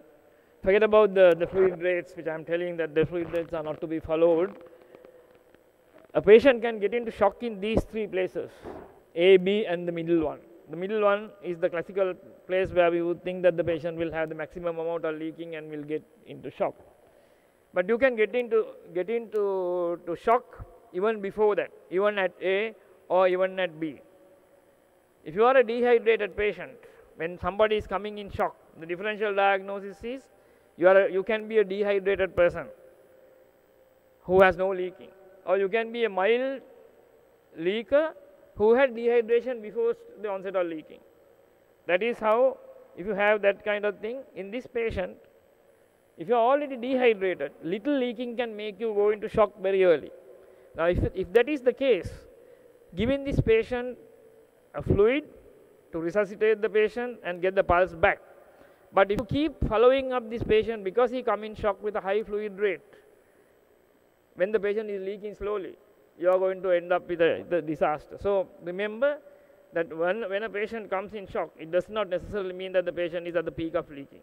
It may be that the patient was initially dehydrated and he had with little leaking, he can go into shock. The same thing can happen in this other scenario, that is, when the patient's at B, this may be a slow leaker, a patient who has leaked very, very slowly. His leaking was very slow. He did not take much fluid also, but as a result of accumulated leaking, he can go into shock almost close to the end of leaking. So if you give this patient, this is my personal experience of trying to manage patients on this chart in the past. If you give this patient a large fluid bolus to resuscitate and keep this patient on a high fluid rate for another 24 hours, thinking that he is going to leak for another 24 hours, I am going to get into trouble. So that is the situation that can occur. So you can have a slow leaker who has not received enough fluid, a classical DHF who would go into shock at the middle. Now, if a patient comes like this, how will you resuscitate? If the pulse is not palpable, you have to give normal saline 20 ml bolus as fast as possible until pulse is well felt. While feeling the pulse, this is a common scenario. We get patients coming from home and so on where their pulse is not easily palpable. All what you need to do is to give them 20 ml per kg amount of, you have to say, if it is an adult of 50 kilos, the 20 ml is 1 liter. You take 1 liter and you are planning to give the 1 liter. You don't have to give the 1 liter, you keep holding the pulse until the pulse is very well felt. The moment you feel pulse, you are sending it as fast as possible. The moment you feel pulse, you slow it down. You slow it down and convert it to a 10 ml per kg rate and give it for 1 hour. Now remember, our body has about 70 ml per kg of fluid in it, the total volume. If a patient comes alive to you, you have to assume that he has 30 to 40 ml per kg, at least 30 ml per kg of fluid inside the body. And if you give 20 ml per kg, it will become 50. If 50, so that patient is not going to die of shock if you have 50 out of 70. So that is the basis. So if you have a patient coming, the first thing that you need to give, not to give dextran, but to give a normal saline bolus as fast as possible until pulse is palpable. Once pulse is palpable, send 10 ml per kg for another one now. Before sending, if you can do, please do a capillary PCV. You do a capillary PCV, and then at the end of the 1 hour, you do another capillary PCV. Look at these two capillary PCVs. This will tell the story after that. Whether this patient is a rapid leaker who has received fluid, or whether this patient is a patient who has got dehydrated a lot with little leaking, or this is a patient who has only dehydration, no leaking. Now suppose when the patient comes to you, while you are resuscitating, once your pulse becomes palpable, you also try and do a capillary PCV. Suppose the PCV is 50.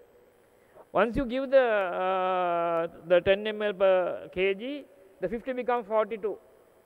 What does it mean? At the end of 1 hour, most of the fluid has been able to dilute the blood, and it has come down to 42. It has come down to 42 while the patient is improving, while the pulse rate coming down, while the pulse pressure, blood pressure improving. That all that is telling is that this patient, all the fluid that you gave is retained inside the vascular compartment. Therefore, this patient is a slow leaker or a largely dehydrated patient, and it does not need a high rate of fluid. This patient does not need 7 ml of fluid for the next several hours, 5 ml for another few hours, and so on. This happens, and those are the patients who get fluid overloaded and die. So you need to have a good look at these two. And if you want to, suppose you give, the first one is 50, the second one is also 50. What does it mean? That means nearly all the fluid that you gave has leaked. Nearly all the fluid that you gave has leaked. Which means that this patient is dehydrated and also leaking a lot. As a result, the fluid has just disappeared. He'll need some more fluid, some more saline, not dextran. Suppose the patient's 50 has come down to 48, means he's still leaking a lot, some fluid is retained. Then you can decide on the rapidity of of what is happening inside the body. If you want to switch to dextran, I think it is best to do it after giving 20 ml per kg of normal saline. If you give dextran to a dehydrated patient, still you will get a good response of good pulse pressure coming up, but then the dextran has to volume expand by dragging fluid from somewhere. If the patient is already dehydrated, or if the patient does not have enough fluid, if it has not received enough fluid, then the patient will have to drag fluid from the tissues, which include your kidneys to any other organ. As a result, such patients are more likely to have renal problems and so on. So my recommendation is, this is what I do. I don't give dextran until they are given about 20 ml per kg, 15 to 20 ml per kg of normal saline first, when they come in shock. Because I am the one who is going to look after this patient even after. If I am on call today and off tomorrow, I can give dextran and make the pulse feel better and go away. The problem who is managing this patient, the second day will have the problem of the patient having a low urine output. Right. So when the onset of leaking is identified, we can normally predict for how long this patient will leak. Now once you have done this resuscitation, you can do an ultrasound scan and see where the fluid is. If you see pleural effusions and so on, then you have to assume that this patient has leaked at least for 24 hours and think that this patient is his leaking has to be over within the next day. If the patient has, depending on the amount of fluid that you have on the scan, then you can assume, or you can think, it can be wrong sometimes, that when did this patient's leaking started. But remember that the leaking process will never go on beyond 48 hours. And in most patients, leaking is for 24 to 48 hours and not 48 hours. If it is not 48 hours, if you use the full fluid quota to a patient who is leaking only for 24 hours, you will be giving double the amount of fluid. So that inside the fluid quota, you can get fluid overloaded. Suppose a patient, your fluid quota is 4,600 for an adult patient. The patient leaked only for 24 hours. For 24 hours, his fluid quota is actually 2,300. If you give this patient 3,500, and you can tell, I did not exceed the fluid quota, the patient has become fluid overloaded. The patient became fluid overloaded because the amount of fluid that you use, though is it inside the fluid quota, it is far in excess of what is needed for the duration of leaking. Therefore, you can get fluid overloaded while you are still inside the fluid quota. So a practical point will be to think everybody will leak only for 24 hours and manage the first 24 hours by trying to use only half the M+5, half the fluid quota, and then see whether this patient is leaking more. If so, and then look for parameters and decide whether he'll need to go up to the 48-hour mark. Then the duration of critical phase, your initial timing may be wrong. Time to time, we should be prepared to change what you decided earlier. If you look at a patient, look at this chart, that whenever you see when the patient starts leaking, the white cell count starts going up, the platelet count starts coming down. But once you see a platelet count rise, you can be nearly always sure that the patient's leaking is over. So even if you have decided, suppose sometimes when I go on a ward round, the house officer is telling me, so this is second 24 hours are leaking, or his 36 hours are leaking. I tell them what is his lowest count. His lowest count is 25, now it is 40,000. It can't be 36 hours. His leaking would have been 20 hours and it's over, and now the platelet count has started rising. So whenever you see, if it is not due to a laboratory error, and whenever you see the platelet count has started rising, you have to assume that your leaking has been over at least 6 to 12 hours before. Normally it probably take about 6 to 12 hours for the platelet count to rise from the time that your leaking is. So you cannot sometimes, because even if you fluid overload a patient, that patient's pulse pressure can be narrow. And the other thing is, even if you see fluid in an ultrasound scan, you can see the fluid levels going up even after the active leaking process is over. I always compare this to the floods that I have seen as a child. I was from Ratnapura. We used to have a lot of floods during our childhood, and we used always see, once the rain is over, once all the leaking process is over, you can still have the level of fluid going up a little. That can happen in dengue also. Sometimes if you measure the amount of fluid, you can see a little rise even after the end of leaking. But if you see a definite rise in the platelet count on an accurate full blood count, that patient has to be considered a patient who has stopped leaking.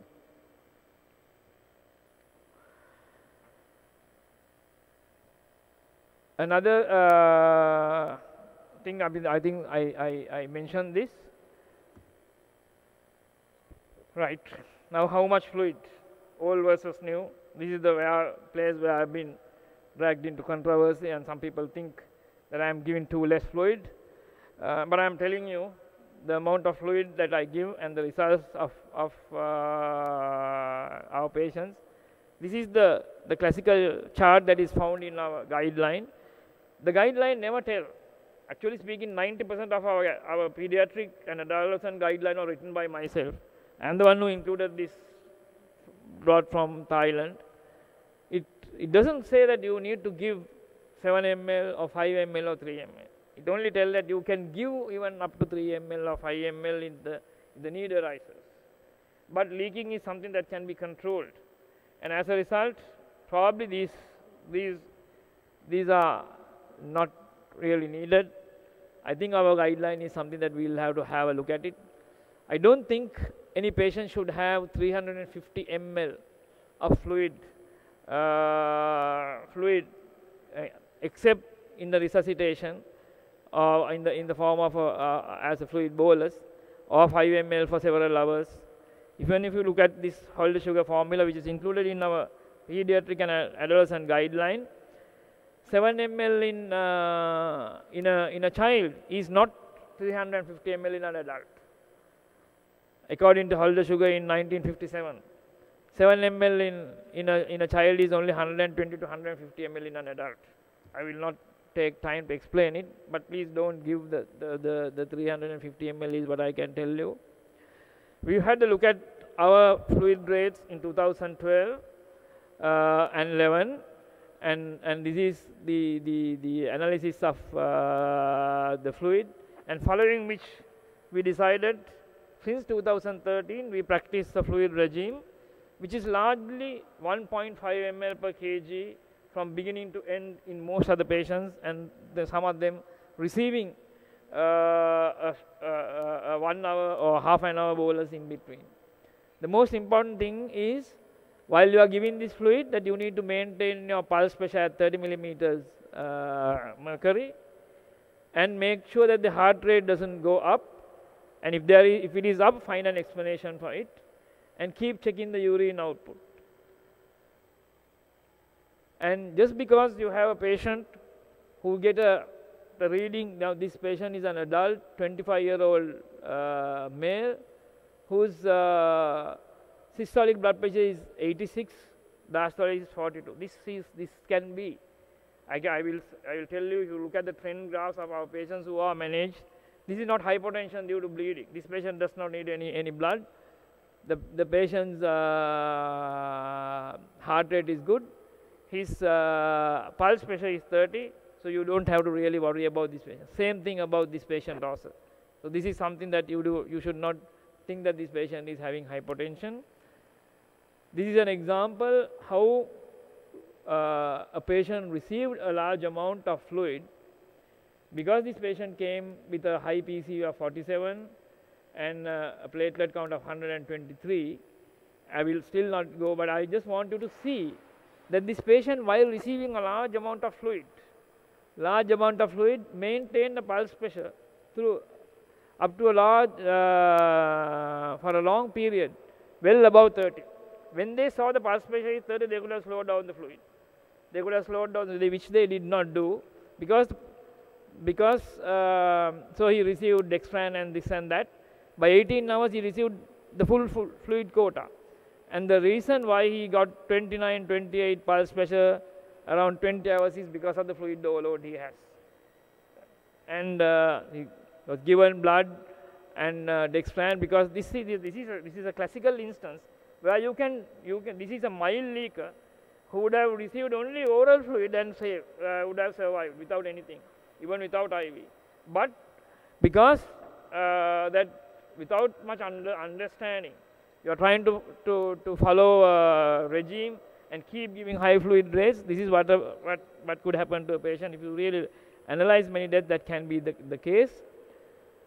So the fluid regime that I suggest is that now that we have told people who are at home, for them to be easy, we have told them to take fluid something like twice their body weight up to a maximum of 50 while at home before getting admitted to hospital. That is, a patient with 50 kilos or 60 kilos or 70 kilos can take 100 ml per hour.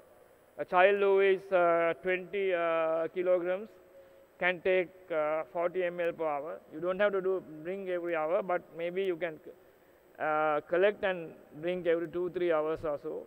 And then you should be passing urine every 3 to 4 hours and measure and see whether you are passing equal to what your body weight in kilograms in milliliters. Now once you come to hospital, and if you think this is a potential DHF or a patient who can start leaking or who qualified to be a leaker because the platelet count is close to 100,000, we give at our dengue unit for this 6,000 odd patients, we gave most of them only 1.5 ml per kg of fluid from beginning to end. Time to time, when there was an issue, we gave them a short bolus. We did not keep them on 3 ml for 5 hours and so on. And we resuscitated them first when they come with come in low pulse volume, and then we made sure that we gave them the minimum volume that is needed to maintain the parameters. I'll skip these to save time. So to maintain parameters, especially pulse pressure of 30, the most important parameter. Actually, if you keep a patient's pulse pressure above 30 all the time and keep going, then your chances of saving that patient is very high. In the 300 patients, Hasita, who died, if this happened throughout this 300 would have been only 30. This is what I am trying to tell. We could have brought this 300 down to at least 50 if we kept their pulse pressure at 30 all the time. If we kept their how much fluid to give? Control versus adequate fluid. With my bedside experience, I strongly disagree with those who think. Some people say that you can give an M+7, M+10 or M+15. This is not right. In our analysis, we found that more than 90% of the patients whom we treated for DHF needed less than 80% of the fluid quota. More than 90% needed less than 80% of the fluid quota. And as a result, because they are not getting fluid overloaded, their hospital stay is short. They can go home the next day. That is why they can go home within 24 hours. I mean, in the patients whom I manage in the private sector for DHF, more than 90% of the patients are discharged within 24 hours after they finish their leaking. Not after 24 hours, within 24 hours, which is possible if you take them during the leaking period smoothly. So giving adequate is good for the present, but not for the future. That is, if you give a lot of fluid, saying that you are giving adequate fluid and if you are on call the next day, you will be in trouble. If you are going to give and then hand over to somebody, then you can go like that. And more fluid, more leaking, and then you will need more. And control fluid better than adequate fluid. This is what I really want to say. And if you can maintain it like that, you can probably have a better outcome. There can be a very occasional patient whose blood pressure can be 28 or 27. There are very few, less than 0.5% of them. If you keep monitoring them, then you see that it is not going to go down any further, but it remains so, then you don't have to do anything about them. You need to look at this using a multi-para monitor. Ideally, of course, our hospitals does not have, but it is time that we at least change the monitors time to time from our patient and see whether we can do it. The heart rates for an adult, when there is no fever, it should be less than 90 or 100 at least. If you have your pulse pressure between 25 to 30 for more than half an hour, you should get worried. You should not say that I'll come and see the next day. You should ask your SHO to tell you if it is the case. Then you have to think of a plan what to do if this is going to persist. And if by any chance if the pulse pressure come below 25, then you have to intervene. So anybody whose pulse pressure remains for longer than half an hour between 25 to 30, you have to have a plan to do something, intervention, and you have to intervene. If it is, this is what we did. This is what we did, and this is how we had our low case fatality both in the government and the private sector. So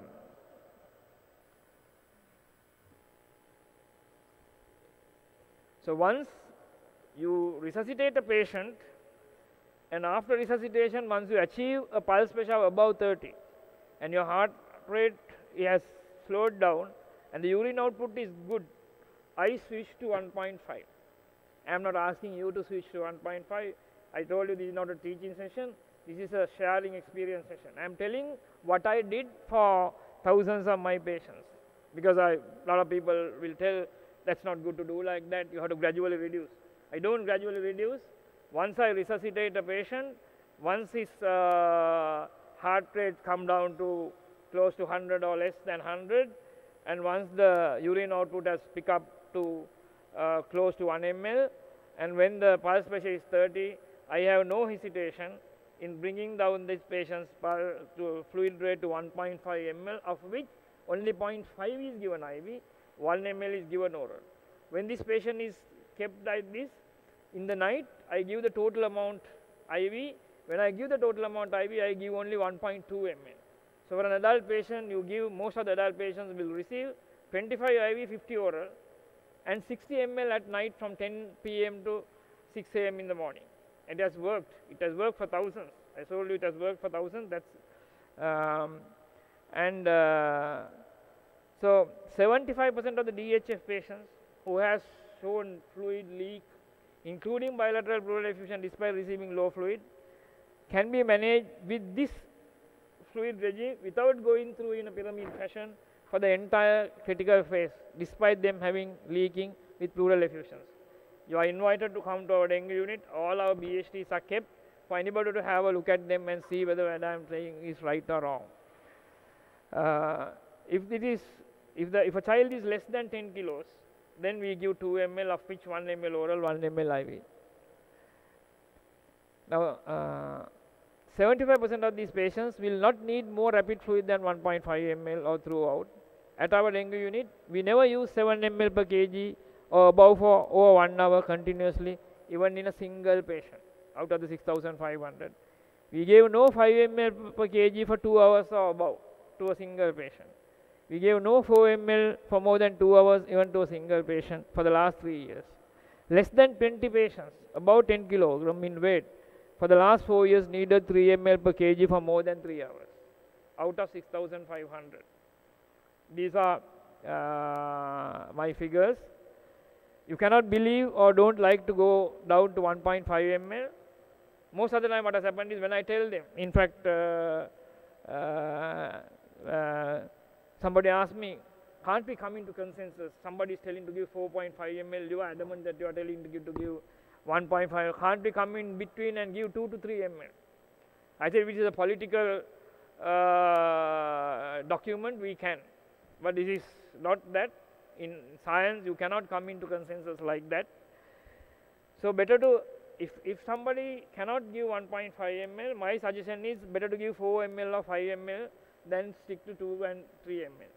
Because at 2 and 3 ml, the leaking is increased, and those patients who are on 2 and 3 ml go into repeated shock compared to those people who are on 4 ml and 5. When you are on 4 ml and 5 ml, I mean, I'll take an example. I don't know whether it fits.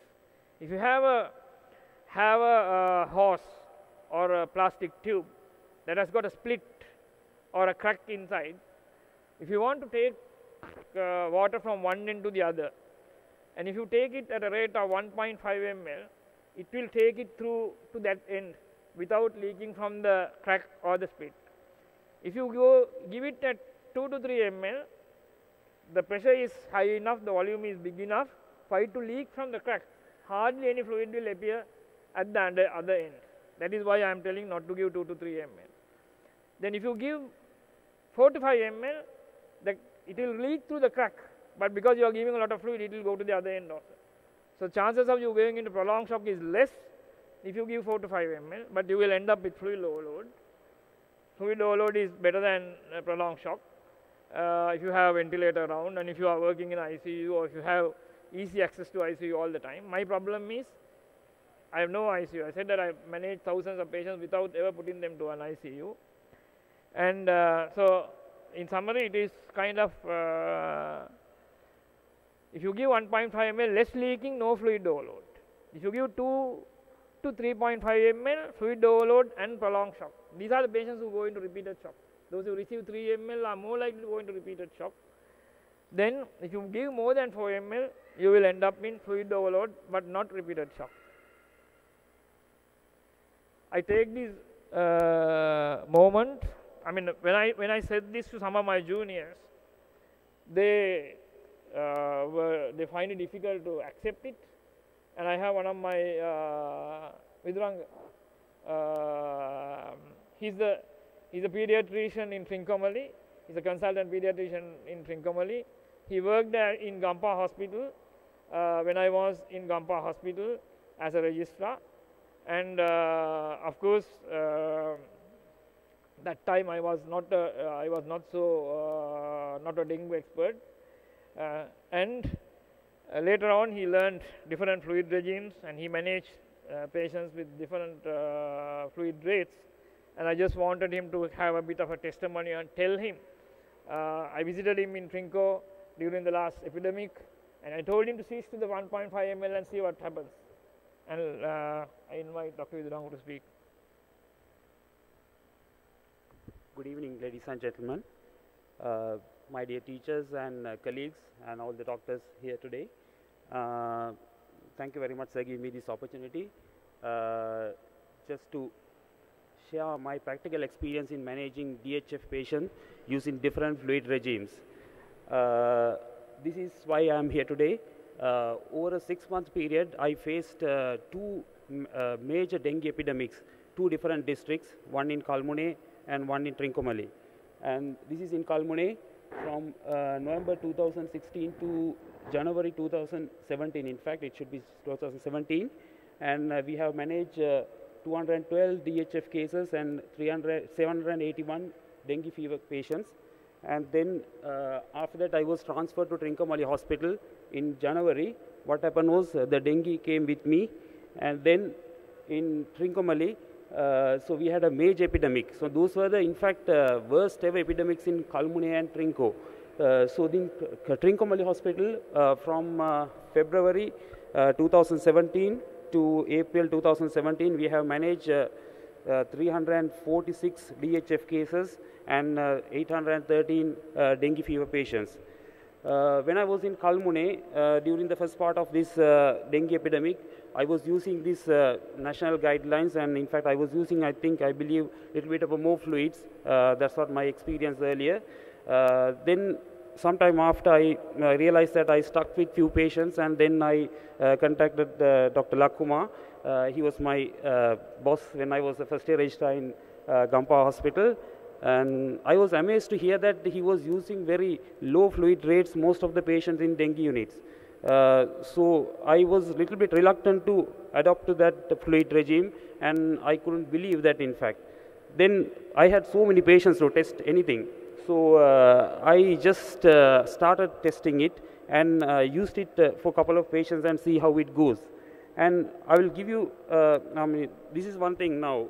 What I understood over the last few months was given DHF patient can be managed in different ways. I mean, several people can use different fluid regimes and ultimate outcome will be sometimes the same. For example, the patient might survive, but the difference will be sometimes the morbidity, that is the rate of recovery, and then how smooth is the recovery and the length of the hospital stay.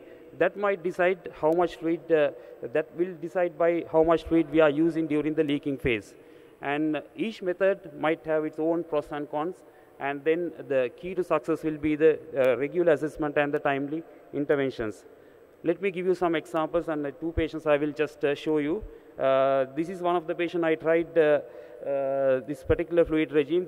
She was really obese girl, in fact, 8-year-old child. The body weight was 50 kilos. The ideal body weight is only 33 kilograms.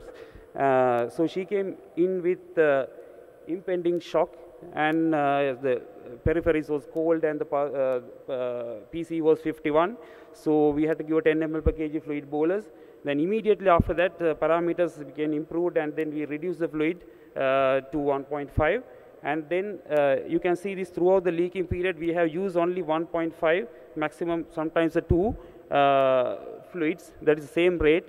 And then time to time we had to use some dextran half boluses whenever one of the parameters getting deranged. So the one thing I realized was when we are using this particular fluid regime, low fluid regime, we might not see that particular ascending limb and the descending limb. So they are leaking in at the same rate, and time to time sometimes the parameters might get deranged and you have to intervene at that point. So the thing is, the recovery is very, very smooth, and this child, I mean, everything was settled within 36 hours, and then she went home in 2 days, minimal effusions and minimal ascites. Now there's another interesting patient. This is a 6-month-old kid transferred to Trincomalee Hospital from Kenya. He presented to Kenya with dengue shock, and no one could cannulate him. And then ultimately they have inserted an intraosseous line, and then given some fluid boluses and transferred to Trincomalee. In fact, I accepted this patient because of Dr. Lakoma. He contacted me and asked me to take over the patient. Then, in fact, throughout the period, he was over the phone to manage this patient. And you can see this is the child, and then we use this.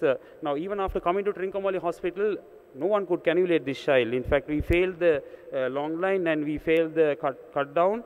But we could insert one peripheral cannula, but it not lasted only for a few hours. It lasted, and then most of the leaking phase was managed using this intraosseous line. You can see this in the local hospital. They have given some fluid boluses and dextran, and then transferred to Trincomalee.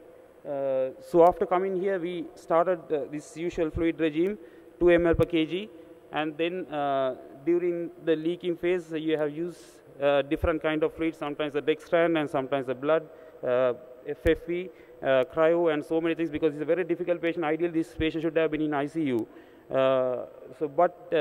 With so much of effort and being with the patient overnight, we could save this child, and the recovery was very smooth.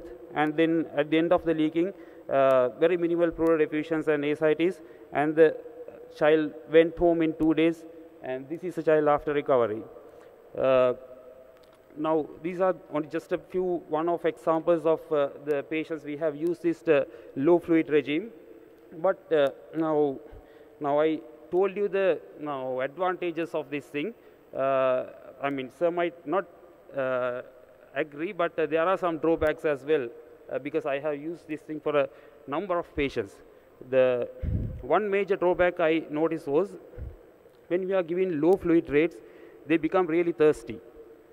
They become really thirsty. Just because of that, we might feel that child is restless as well. So that is one of the main thing. The other thing is, now we have to monitor this child very meticulously. I mean, even the slightest sort of fault with the monitoring, child might go into further complications like shock.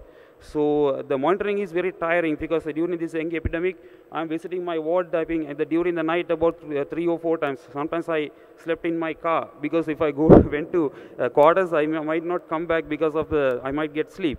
So it was very tiring.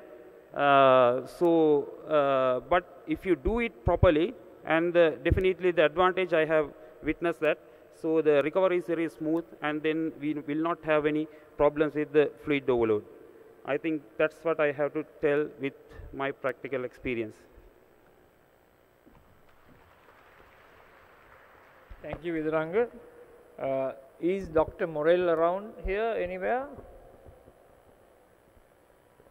He was to come today. I was talking to another pediatrician who had his patient. Now, only thing is, Viduranga used to those days call me and ask me what to do whenever he had problems. Since he switched to the 1.5 ml, I didn't get a single call because but if you call me and ask what to do about the thirst, I'm going to tell you. You have to give them enough fluid until their thirst is lost. Because thirst itself, when you're on a 1.5 fluid regime, few patients will feel thirsty. Because it is a kind of one of the other reasons why I brought 1.5 ml is to make it easy for many people to apply, like our 2 ml drink 1 ml urine kind of regime. They are not perfect, but they probably are applicable to a large number of patients. Now, if you feel thirsty, try this next time. You can give fluid well above what you are normally giving. Sometimes you give a lot, the patient can vomit. Without keeping the vomiting, you can give fluid to drink. But you will know that out of 100 patients who are on 1.5 ml, this thirsty will be seen only about in 4 or 5 patients, not in 25. Not in 25, in few patients. So if you have thirst, all what you need to do is to give them enough until your thirst is over. Because the thirst itself produces tachycardia, and it becomes difficult for you to handle them. But if you want to give a lot of fluid until the thirst is lost. Now suppose you want to give a patient, now sometimes you want to keep a patient nil orally for a abdominal reason. Then you probably have to fluid overload this patient a little. If you want to give IV fluids to stop thirst in an infant especially, you have to give little more than your fluid requirement. Until that they will be asking for fluid. Fine.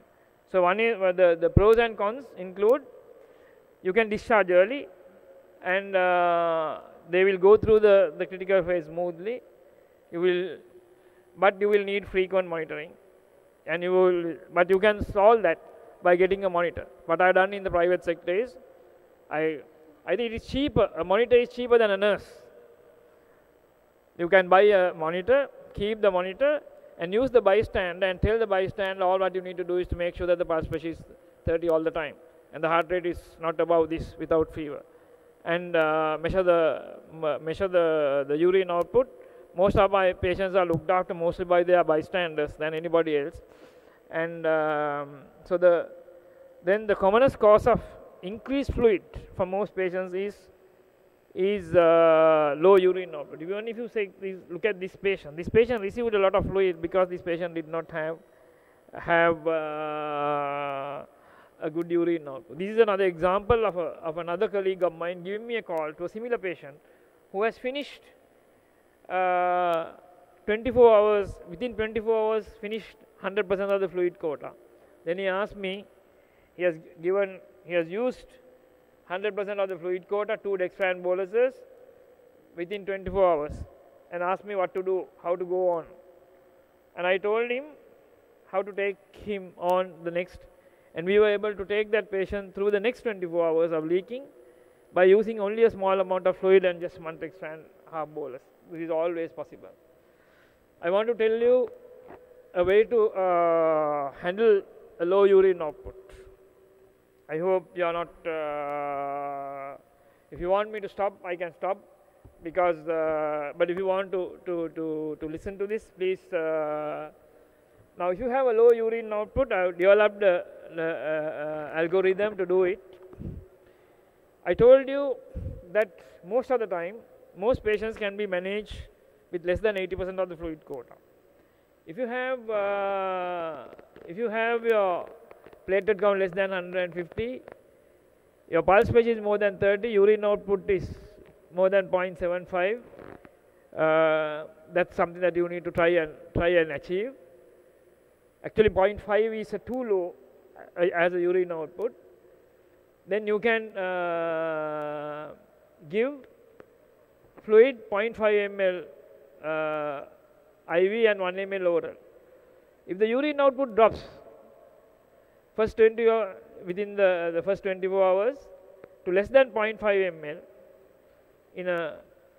in a child, or if the urine output drops to less than 25 ml in an adult, check fluid intake on a time scale. This is something that I always tell you. Have to learn to know how much fluid you are given on a time scale, because I told you that the leaking is not necessarily 48 hours. You have to just, whether you are getting fluid overloaded or not, you can only know if you know what you are leaking on a time scale. What I say is, if you take for instance a patient who is leaking for 24 hours, or from the onset you assume that this one's leaking started yesterday 6 a.m. Now today 6 a.m. he's gone on for 24 hours. With these 24 hours you have given him 2000 ml of fluid. Now an adult should receive about 2300 ml, is half of his fluid quota, because total fluid quota is 4600, which means that this patient has not received, he's received only about 80% of the fluid quota or 85% of the fluid quota, not 100%. If the patient has received 2500 ml of fluid during the 24 hours, that means he has received maybe 110%. So you should always, whenever I do the ward rounds, both in the private sector as well as in the hospital, the house officers are trained to tell me, this patient is now leaking for 18 hours. We have used him 30% of the total fluid quota, but 68% of the fluid quota on a time scale. Then I know where the patient is. So if you have given more than 80%, less than 80% of the fluid quota, so if the urine output is low, but on a time scale you have given less than 80%, or say less than 70%, then what I suggest is that you give maybe a fluid bolus to bring it up to about 80%. You can give, suppose the patient, if you take for instance an adult whose fluid quota is 4600 for 24 hours, he should have received 2300 if you use 100% of the fluid quota. If he has used only 1500 ml, that means that he is used only about 50%, little more than 50% on a time scale. If he has used 60% on a time scale, you can give him a fluid bolus. I normally give such patients something like 5 ml per kg of normal saline over 30 minutes at a rate of 10 ml per kg. I probably do a capillary PCV also at the beginning and end and get an idea about the rate of leaking. If I give a patient whose capillary PCV is 45 and after the 250 ml, if it is again 45, that says that the patient's all the fluid that I am giving has leaked. That means that this patient is leaking fast. Once you have given about close to 80% of the fluid quota, you have some more fluid can be given. I increase the oral fluid to 2 ml per kg for about 2 to 3 hours and see. Most of the time, 80% of the time, the urine output become better with that. If it doesn't work, I don't go to 3 ml. Instead, I reverse the fluid quota from 0.5 ml IV 1 oral to 1 ml IV and 0.5 oral. So I give more IV fluid for that such patient. 90% of the time that corrects it. Once you do that, once you are given 1 ml extra, that is instead of the 50 ml that you give orally, if you are given 100 ml for 3 hours and after that switch back to 75, of which 50 is given IV. Then I give a small dose of furosemide. Even if the patient is in the ascending limb or descending limb, I give a small dose of furosemide, and the furosemide most of the time do the trick. If it doesn't, I mean, what I can do is I will give my email address at the end of this. If any of you want it, please send me an email. I'll send this to save time. With this, you can resolve in more than 98% of the patients the low urine output problem without sticking to high fluid rates and overloading the patient. Now remember, clinical improvement, heart rate slowing down, urine output increasing, pulse pressure widening is the one that shows that the leaking is over. Sometimes even after the leaking is over, the patient's hematocrit will still be going up until the leak fluid start returning. So you don't necessarily have to do something unless the hematocrit is very high in those patients. If the patient, in a fluid overloaded patient, tachycardia and pulse pressure narrowing can occur when leaking stop and fluid start coming back. And for another thing that I want to tell you is, in a patient like this, whose leaking is over and the fluid has just started coming, if you give a dextran bolus or a half bolus of dextran, the drop in the hematocrit sometimes is more than what you expect. That is, now normally we say that if you give a full bolus of dextran, the patient's hematocrit will come down by 10 points if it is a mild leaker, if it is by about 7 to 8 if it is a moderate leaker, and so on. But if you give a dextran bolus to a patient who has finished leaking and where the fluid is going to come back, the hematocrit might come down more than 10 without bleeding. Don't misidentify it as bleeding and give this patient blood. You can have at the time, because the blood is diluted both by the dextran and also by the returning fluid. So when your hematocrits widened after dextran bolus, if the parameters show good improvement, don't think that it is bleeding and give this patient blood. When leaking stop, platelets start rising, and that is something that I told earlier. The leaking can be as short as 6 hours or long as 8 hours. This also I will skip, but remember, when you're keeping a urine output, the best urine output is not 0.5 ml. You have to have it a little above 0.5 ml. The best urine output to have is around 0.7 ml or between 0.5 to power 0.5 to 1 ml. If you have your urine output below 0.5 or more than 2 hours, you need to do something to intervene. Then what about managing high hematocrit?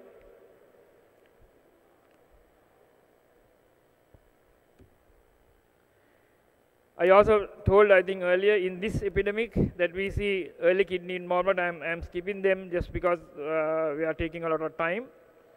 Now, when you give the first saline after capillary PCV and look after the response to it, if you get a big drop and improving parameters and reduction in heart rate, that shows that this patient is mostly dehydrated, slow leaker, and you don't have to worry about that patient. If you have a big drop without improvement, with a normal saline bolus, again that patient is bleeding. If you get a mild drop, it's a fast leaker. If the moderate leaker, if there is no drop, then that is a fast leaker.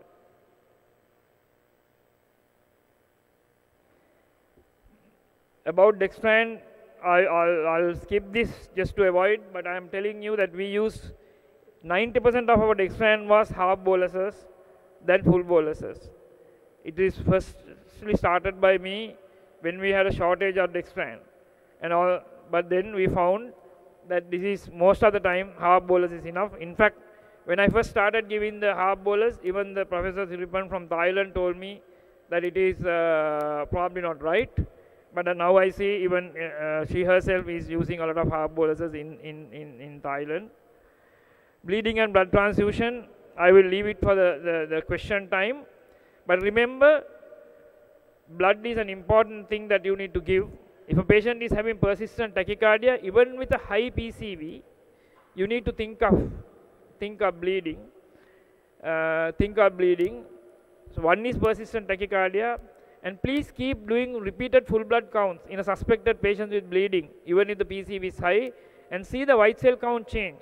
If the white cell count is going up fast, then and producing a neutrophil leukocytosis, that is evidence that this patient may be bleeding. So you might have to bring down the PCV with a colloid like dextran and then give blood, even when the PCV is high.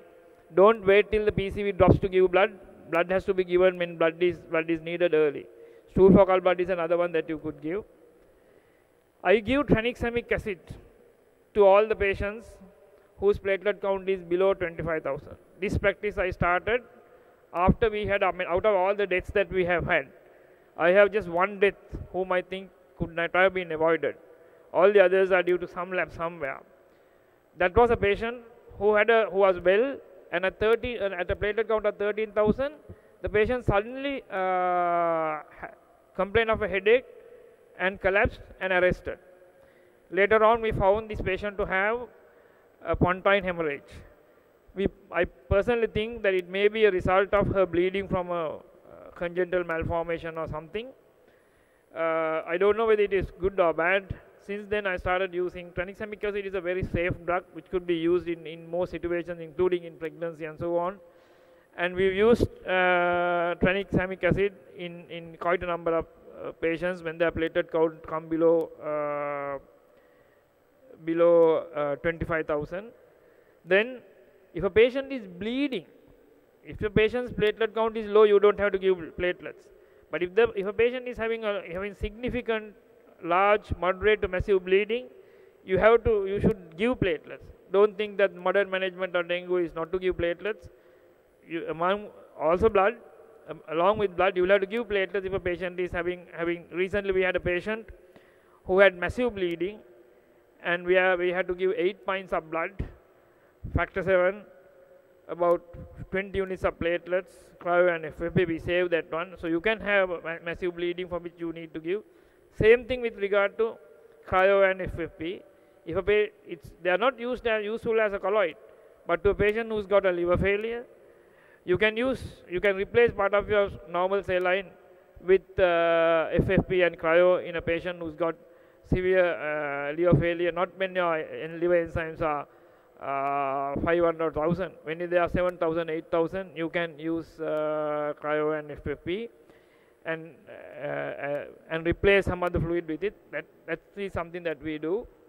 Then when you give blood, one thing you remember, when you give unnecessary blood, sometimes you have to give unnecessary blood. No harm if you think you have in doubt, you can give, and later see when you're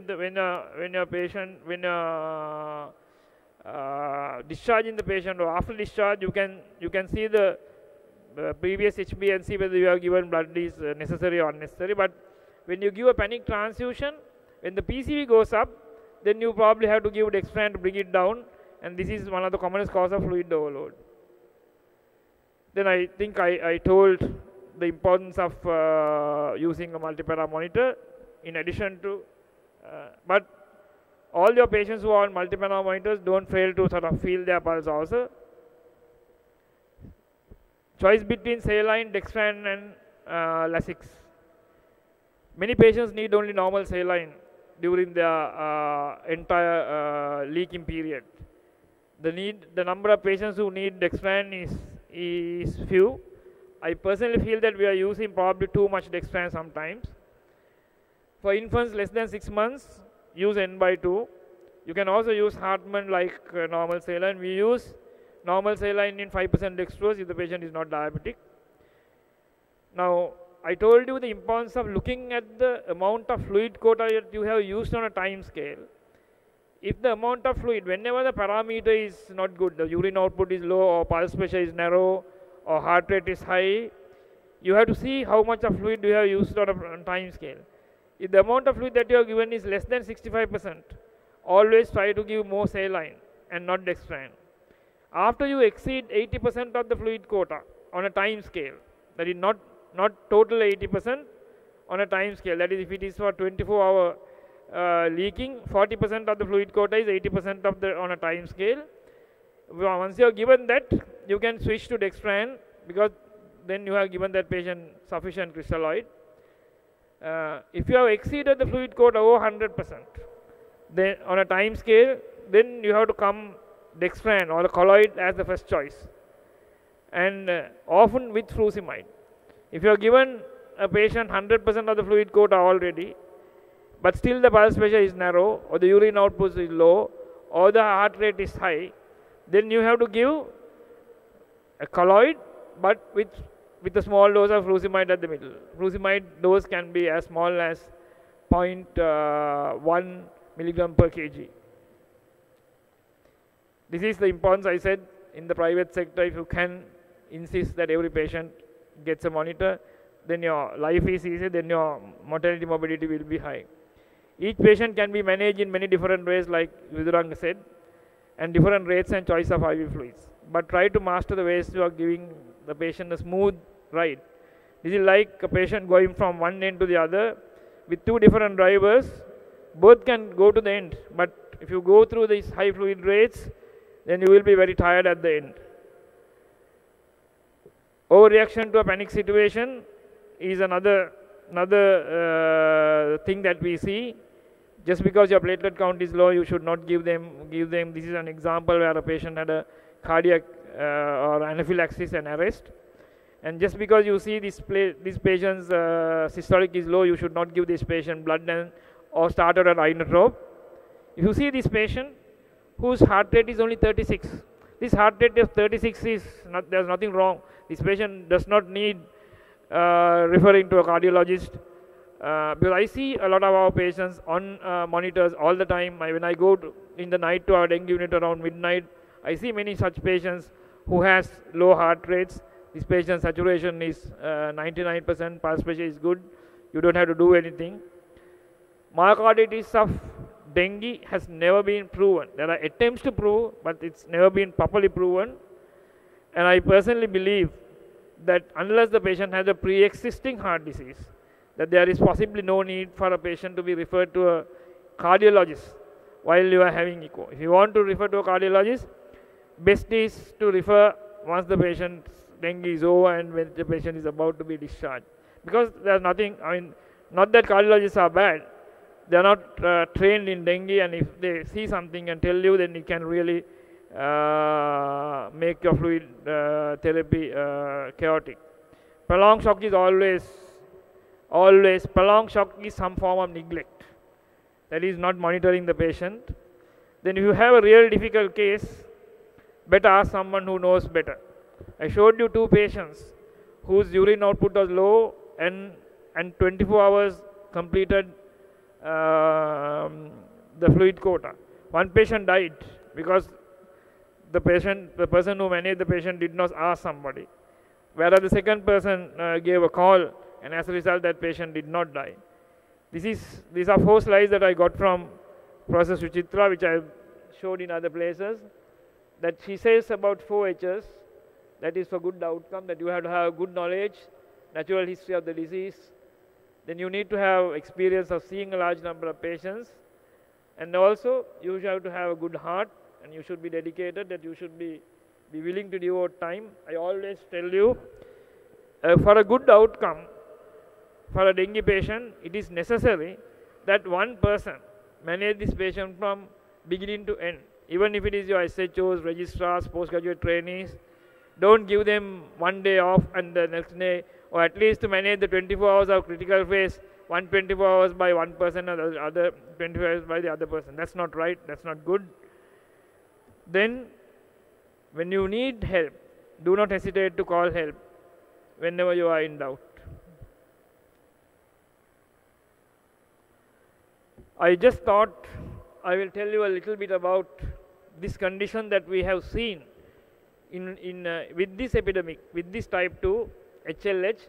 This is an instance where we had a patient whom I did a bone marrow in the middle of the night, because this was a weekend where we could not wait till Monday for the hematologist to come and do the bone marrow. So I used a blood needle and did a bone marrow her chest and took specimens, sent it for reading, and started her on IV methylprednisolone. That's the only instance where you need steroids for a dengue patient.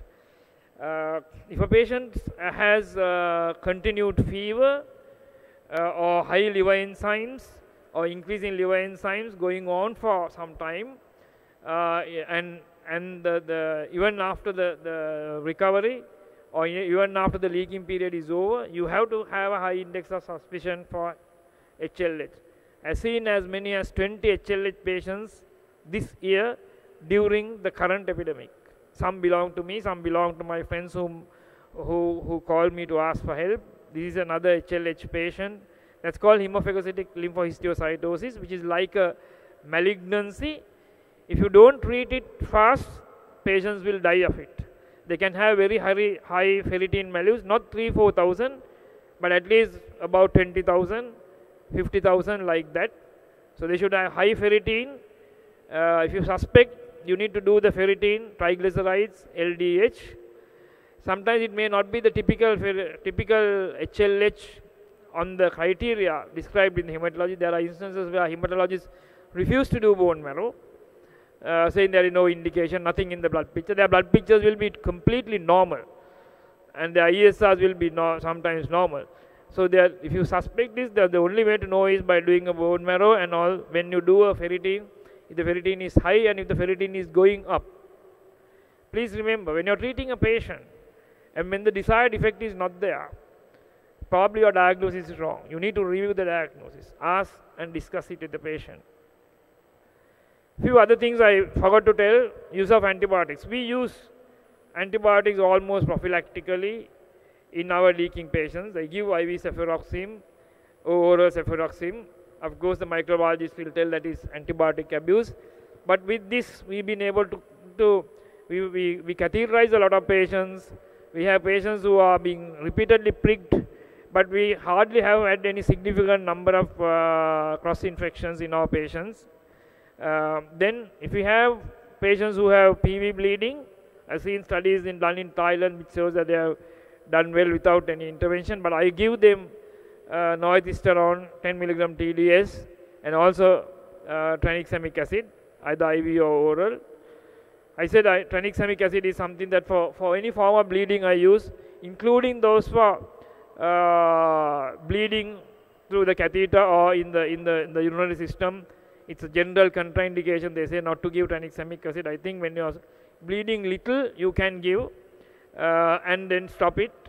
I never use NAC in our liver failures. I don't believe that NAC is of any great help. It really upset the fluid regime.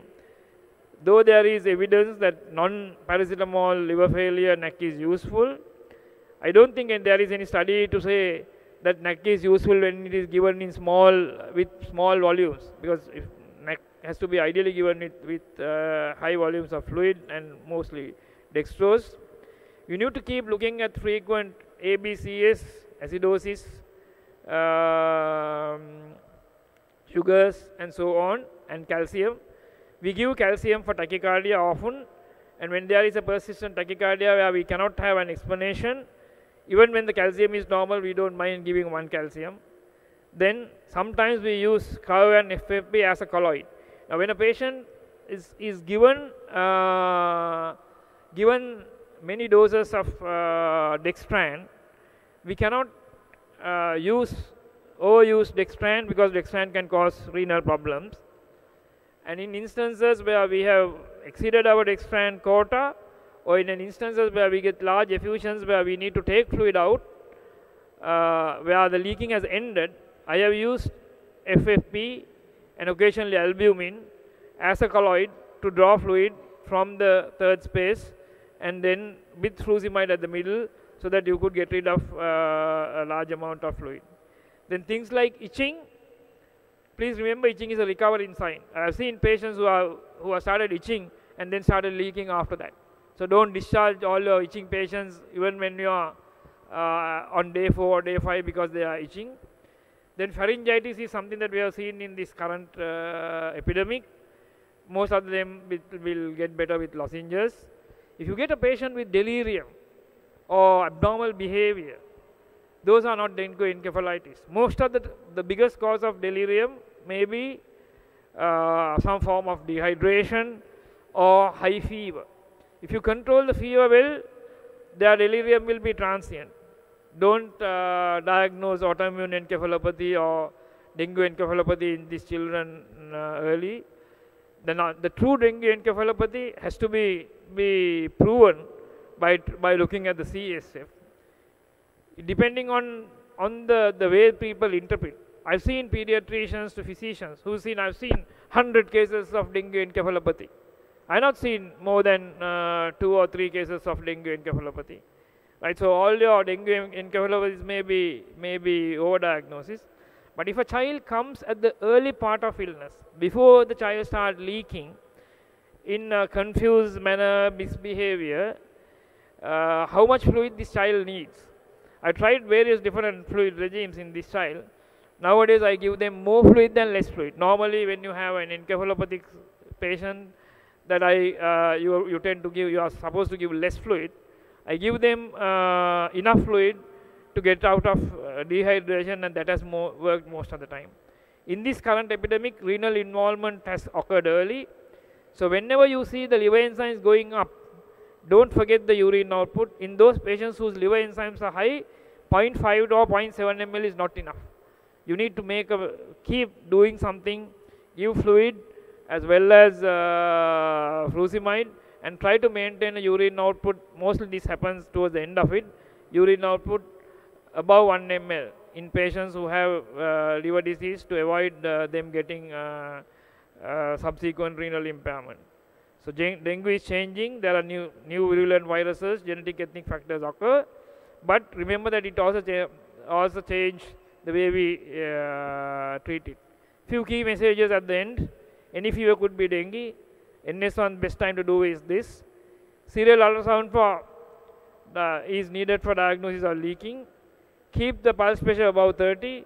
Maintain urine output between 0.5 and 1 ml per hour and not at 0.5 ml per kg per hour. Intervene if urine output is not above 0.5 ml for over 2 hours. When consequent plasma counts are naturally rising, remember the leaking is over, irrespective of the time of onset and leaking and what is seen in the ultrasound. Leaking can occur as early as day 2 or even end of day 1, as late as day 7. Leaking may be as short as 6 hours or as long as 48 hours. Thank you.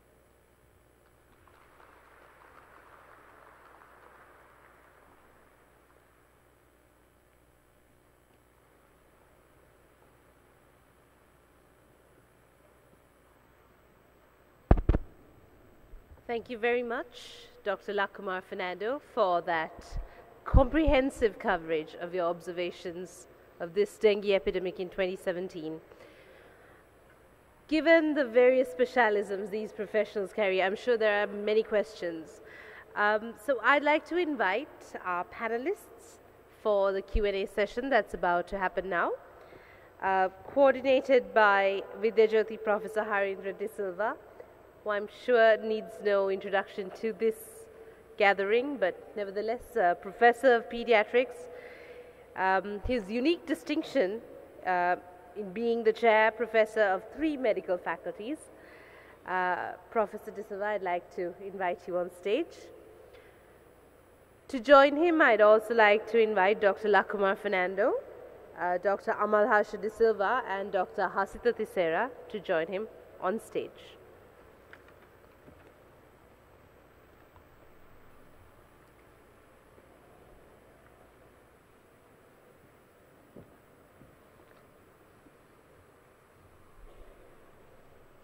Ladies and gentlemen, the floor is yours to ask your questions. Can we also have Dr. Hasita Tissera? Thank you.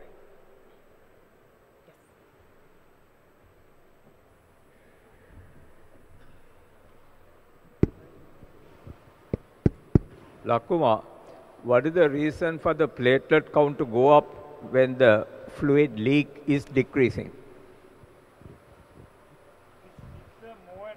It's more an observation. Actually speaking, the platelet count goes up the moment our viremia is over. That is, if you look at in that same chart that I showed, when the febrile phase is over, the bone marrow suppression is over. As a result, the white cell count start rising. So if a patient has got a white cell count rising, you know that the febrile phase is over and he may be starting to leak. The platelet count also start rising at that time in the bone marrow. There is increased bone marrow production, increased platelet production, and in fact there are new platelets, and that is the reason why with very low platelet counts that the patient does not bleed, because the platelets are hyperfunctional. Professor Suchitra told me that they have done bone marrows in those patients during the critical phase and found that there is increased platelet budding at that time. But during the critical phase, platelets are consumed. There is increased platelet consumption. As a result, the platelet count goes down. So once the leaking is over, the cytokine mediated whatever leaking process is over, the consumption is over. As a result, since already there is a high production in the background, then you see the platelet count rising. That's the explanation. Right. I wonder whether Neelika Malavige is here. Is she here? I have been reading in the newspapers in the last few weeks about a drug called rupatadine, which is supposed to block the fluid leak. Have you got any experience about it? And would you consider conducting a trial at Negombo with all your patients? If she invites me, or if there is because this is a time that we get a lot of dengue patients, where you could start any trial. I even asked Dr. Sanath Hettige that if you really want to have a good look at your papaw juice, that this is a time that these things has to be studied carefully, and if there is a breakthrough, that is always good. And now take for instance in HLH, when we give the steroids, the HLH become better. There can be a drug, but only thing is, one thing you need to realize is that since this problem is very complex, and there are patients who die, and monitoring a patient by the side of the bed is a difficult thing. A lot of people like to find a magic drug that can be just given to change everything, so that you could need not monitor, go home and sleep. Unfortunately, that drug is not there yet. Let's hope that it is going to be this drug. Okay, thank you. Dr. Neelika Malavige has done a very scientific study. I think that has done a proper scientific study, and it will be published very soon. So it is, I think, rather than waiting for the publication, I think it's worth considering extension of that study. Correct. Lakuma is the best person to. Yes, because he has a large number of patients.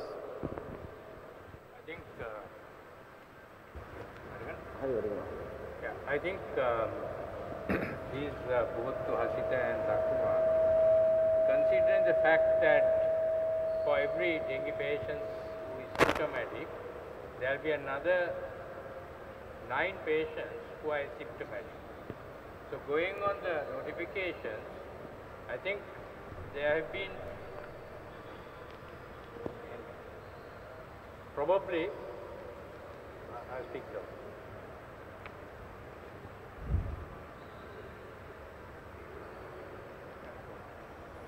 I feel that there have been probably 800,000 infected individuals who are potentially infecting others, although 90% of them do not have symptoms.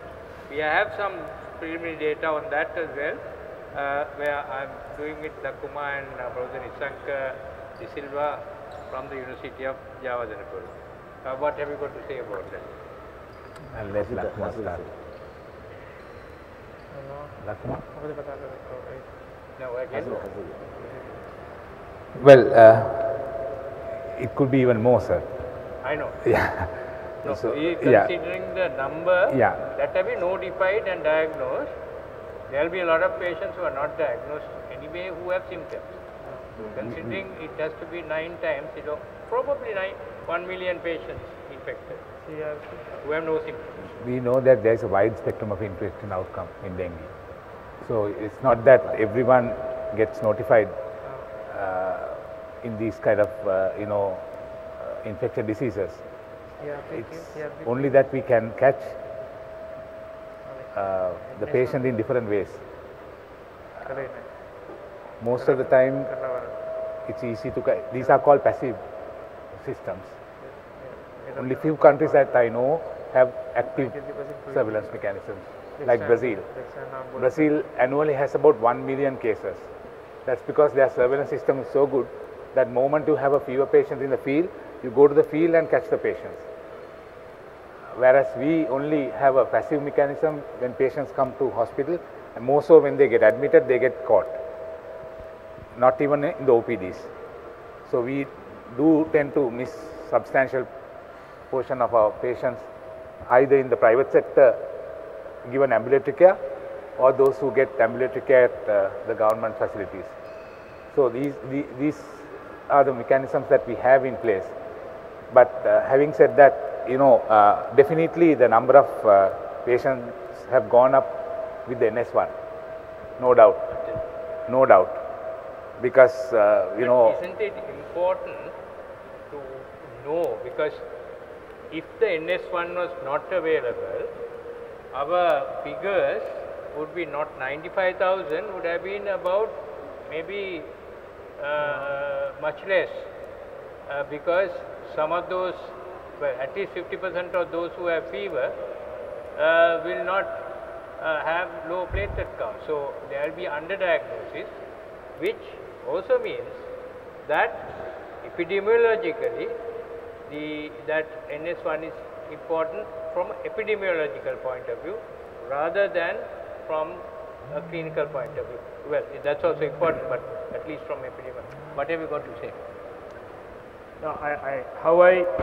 Now you look at the number of dengue.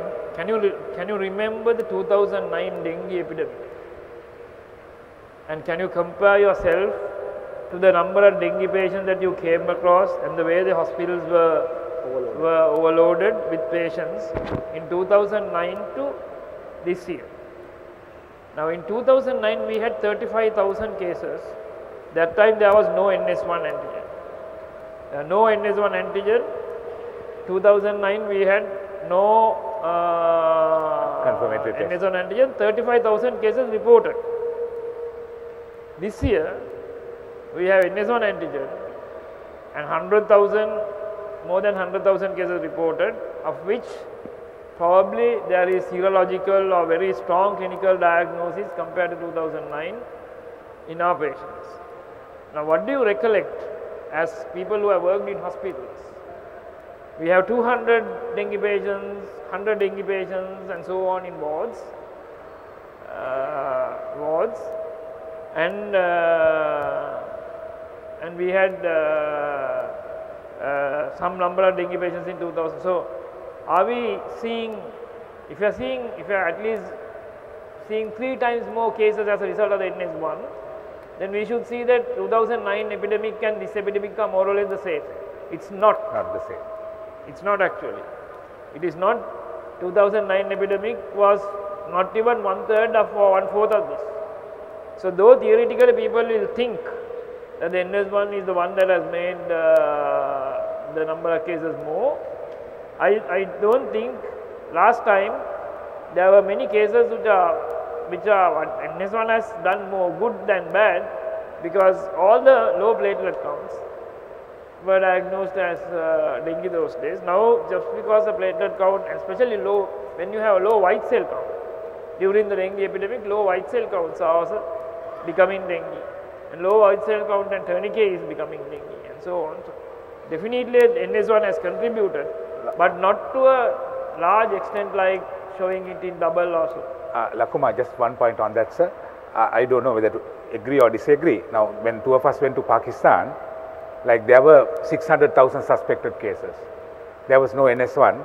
Only way they could diagnose was doing IgM after several days. But at that time, Lakuma used to say, if you catch somebody from the community and do IgM, that person would become IgM positive. And because, you know, they started giving 100,000 rupees for every dengue death. And there were road traffic accidents where people died, and then they, you know, did IgM just in case, and they found to be positive. There was so much transmission at that time, that's why it became positive. So there was no confirmatory test at that time. Those patients who died of other causes were also having IgM positive. IgM positive. Yeah, I think that's a common finding with our present study that we are doing. Basically, what we are doing now is that if you get a sentinel patient, everybody in that family gets the NS1 done, the antibodies also done at the same time, and then we feed mosquitoes with the blood of all the contacts, not the patient, contacts, and see the patient at 2 weeks, kill the mosquitoes at 2 weeks, test them for antigen. Some of them have NS1 positive, the mosquitoes have NS1 positive. So basically some were infected, although the viremia is so low that the NS kit was not able to diagnose. So if we had done a PCR, which is very expensive, we couldn't afford to do even that. PCR might not detect it. No. Maybe. Because so now some other patients whom we are catching in that study were asymptomatic patients transmitting the asymptomatic people, contacts, family members of dengue patients who's got low viremia. Their PCRs are negative, their NS1s are negative, but when you get a virgin mosquito, which you are 100% sure of, has not caught dengue from anywhere else. Raised in the laboratory. Either from the laboratory, and when we fed them with the blood of those totally asymptomatic patients who are household people of this thing, and when we tested the mosquito, we found the mosquito's NS1 is, mosquito carries the virus. That means that mosquito can transmit the disease because the maybe 1 or 2 viruses that get in and replicated into to millions or billions inside. So that's probably the reason why we are having this. Yeah, basically inside the mosquito there is amplification of the signals, basically like in a PCR. No, basically I think the NS1 antigen, I think it is used less than what it should be used. That's what I feel. Because that's why, I would think if we did not have dengue NS1 antigen, our death rate would have been not 300, 600. 600. Because basically that's why I showed you, most of the patients have survived because they got to know that they have dengue very early. I mean, I don't like to say this today because it is being sponsored by the people who bring down the NS1. I'm not really supporting them at all, and no need for me to support them. But I'm telling you, if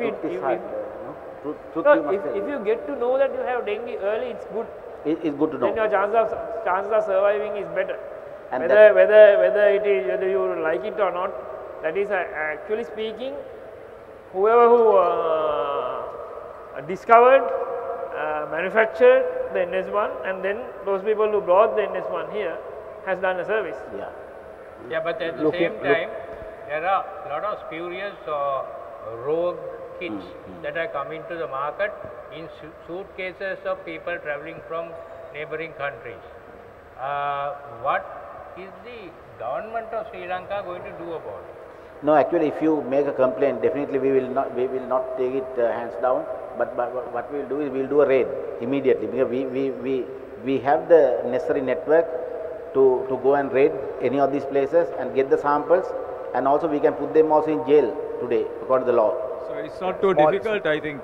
You can raid those laboratories. Right.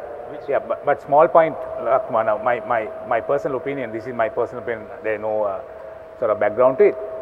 I mean, in the public sector, if a patient comes to you with fever, how many of them can get NS1 done in the public sector today? As a middle income country, as a country with limited resources, when you have 700 patients coming to your OPD with fever, could we offer them all NS1? I don't think so.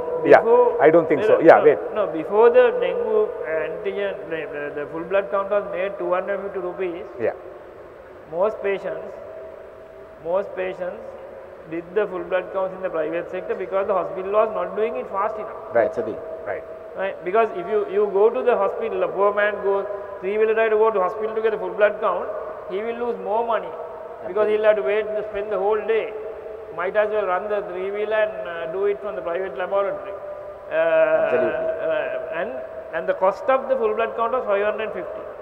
The difference, if it is actually 2 full blood, the cost of NS1 was, if they stick to the 1000 rupees, because the retail price is now to 755 rupees, is the cost of 2 full blood counts in the whole this thing. So, how many full blood counts you have to do to come into this diagnosis without the NS1? Absolutely. And also I think the government should consider reducing the tax or totally omitting the tax and the VAT that comes with the 27%. Which 27% increases of the the price cost. tremendously. So it actually can be done at a cheaper rate. Now currently so it's up to the government of Sri Lanka to do that. Currently the retail price is 755 rupees, of which 27% is tax. No, actually the minister is very keen in reducing the prices. As you are aware, not only the government sector but private sector too. And in fact, he actually proposed to give even the NS1 kits free to the private sector, you know, as a goodwill measure, because everybody is suffering today, and therefore there is no private and public sector today. They are all one sector. And the other thing is that all the doctors are suffering also. Not only Dr. Lakuma, everybody is suffering with dengue patients, and it's not a joke. And therefore, I think we recognize that fact, and we want to support you all, whether you are in the private sector or the public sector, and that's the minister's motto. And therefore, I think we will go ahead with those things, and then whatever the support that you need as doctors to treat patients, we will definitely provide. Harindra, from what you said, are you implying that the dengue virus multiplies faster inside a mosquito than in a human? No, that's not the implication, because it depends on his immune status. He will not allow, the human will not allow, depending on his immune status, allow it to multiply in certain cases. But we haven't fully understood immune suppression and immune enhancement altogether. So, there will be 9 out of 10 patients will be having the virus but not having symptoms. But if a mosquito bites them, that, because the mosquito's immune system probably is different, it's a sort of a virgin mosquito which have been raised several generations inside the laboratory, so that then the application happens. So it is variable. The people who have symptoms, it will multiply. Those and it depends. Again, whether you are going to get DF or DHF, again depends on your immune status, which has not been fully understood. The implication is that during times where you have epidemics, you need to have a mechanism to block transmission, one way or the other. One is that during the viremic phase, individuals have to protect themselves from mosquito bites so that uninfected mosquitoes can be prevented from getting infected from the viremic patients. At the same time, those who are not having any symptoms should also have some mechanism to protect themselves so that they prevent mosquitoes from biting them. Both these are important. Something I have been telling is that compared to now in 2015, we had only 29,000 dengue cases. Now 2,000 official figures, maybe 120,000. So we are seeing an 8-fold increase. Without increase of 8-fold increase of mosquitoes. Compared to 2015, none of us think that we have 8 times more mosquitoes. So we have 8 times more cases. Looks like one is that the type 2 virus, therefore we don't have immunity. The other thing may be earlier only 25% of our mosquitoes, dengue mosquitoes carry the virus. Now 100% may be carrying the virus. So when we have a lot of asymptomatic patients giving the virus to the mosquitoes, nearly every mosquito gets infected. So every mosquito bite can make us to have the virus entering our body as a result. Asita, have you started using BTI? Another question. So, not that we have, I don't know how to answer that. We used to use BTI, but the government made a decision to get the local manufacturer to start manufacturing BTI again. Have you Now, started using no, it? he has started manufacturing apparently, and he hasn't supplied us any BTI at the moment. So we are waiting for the local manufacturer to sort of restart the production. And also there was another news item to say that someone else had diagnosed detected another bacteria which has No, sir. This larvicidal is about effects. Wolbachia. There are several different types of bacteria which has the same effect. Now, sir, but sir is quoting the newspaper article today. Yeah. This is the Australian Wolbachia you are talking about, sir. Yeah. Actually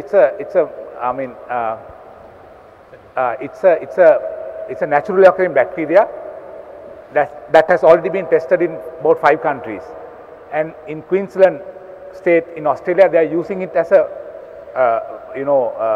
as a control method, where Wolbachia infected in EDs. Naturally Wolbachia does not exist, but Wolbachia is a bacterium that exists in about 60% of insects rather.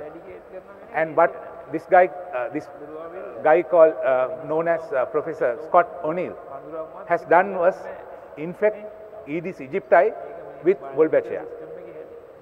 When the bacteria enters the mosquito, the coexistence of the virus apparently gets blocked, because in the food chain bacteria is at a higher level than the virus. So naturally they compete with each other for nutrients in the mosquito host, and virus gets eliminated. So the transmission of the virus to human is blocked by the bacteria. So this method is working. What the Australian government has done is to provide funding for a pilot project to be conducted in Sri Lanka. So we have signed an agreement, and this is going to go ahead, and hopefully in about 2-3 years time we will have this also as a control method. Moment the wild Aedes mosquito population gets infected with Wolbachia, they have seen the transmission reducing in those areas where the bacterium has been introduced. No, so, Professor, basically a lot of people have been dilly-dallying on this. A lot of experts have different opinions. Now I, as a manager, I was at Western Province as a provincial director. I can remember at that time we started using BTI in Negombo. We had absolutely good results at that time. We had excellent results. We used it in Dehiwala. We absolutely controlled that epidemic at that time. Therefore, if somebody says that BTI is not working, BTI is absolutely working. It's a practical experience. But there are a lot of politics in this. A lot of people will say different things, and ultimately we get confused over these things. And ultimately it's very difficult to say that it's working, because then people might suspect that you have a business interest in this. That's the whole problem in this. I think, it's working.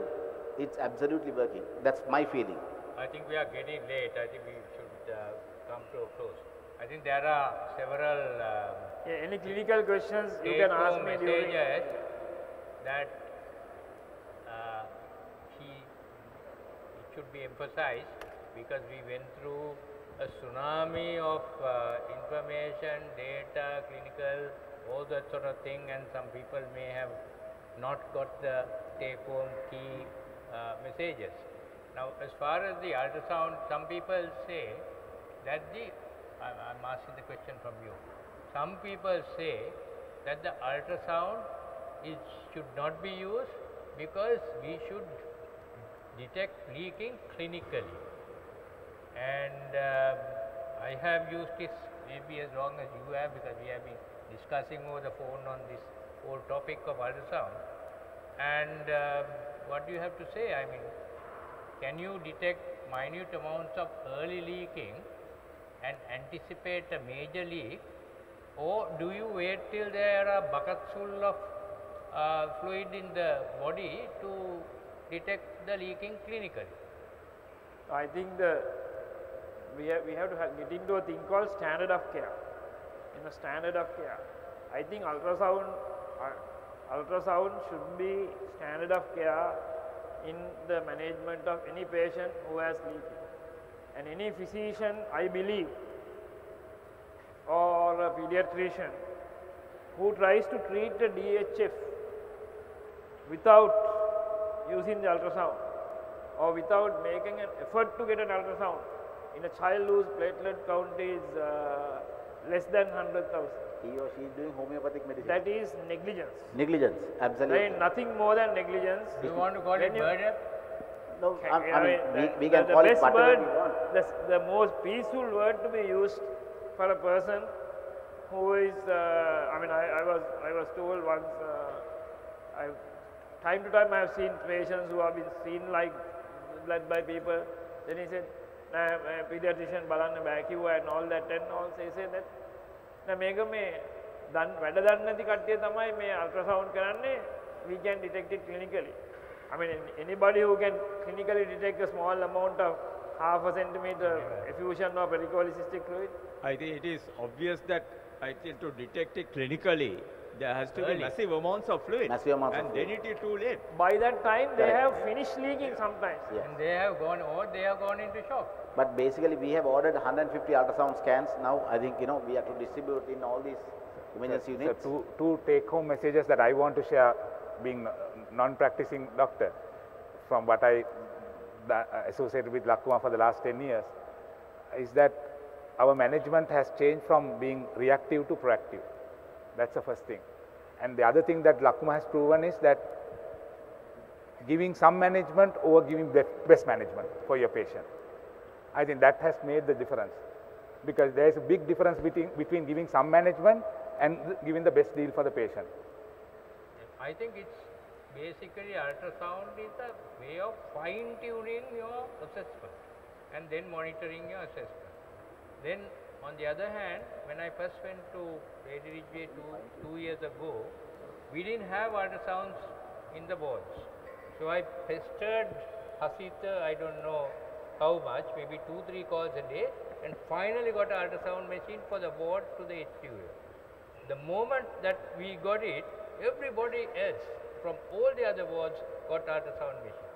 So obviously the management and detection of GHF is much better in the whole of the LRH, or at least the wards in the LRH. So, Amal Harsha, important messages for you. Sorry? To provide the ultrasound scanners No, to absolutely. the pediatric wards Absolutely. and the physician wards. Yeah, we have brought, I think, a lot of monitors, multi-para monitors. We have brought infusion pumps, and now I think we are trying to order 1,000 each. Because, basically, that's the amount of care that people need. They deserve a better deal. Therefore, I mean, we are on that path. We are on that path. We are trying to strengthen your care at the grassroots levels, wherever you are. The other thing is, because of the large number of patients, some of the pediatric patients are admitted to adult wards in private hospitals, because I see only private hospital patients now.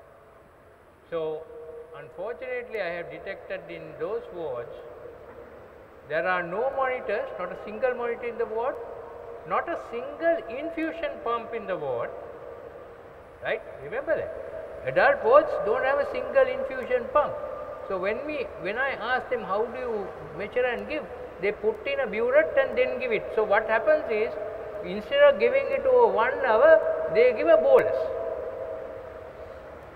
And maybe for 2-3 hours they put the burette and then give a bolus, because they can't be changing every hour and putting it.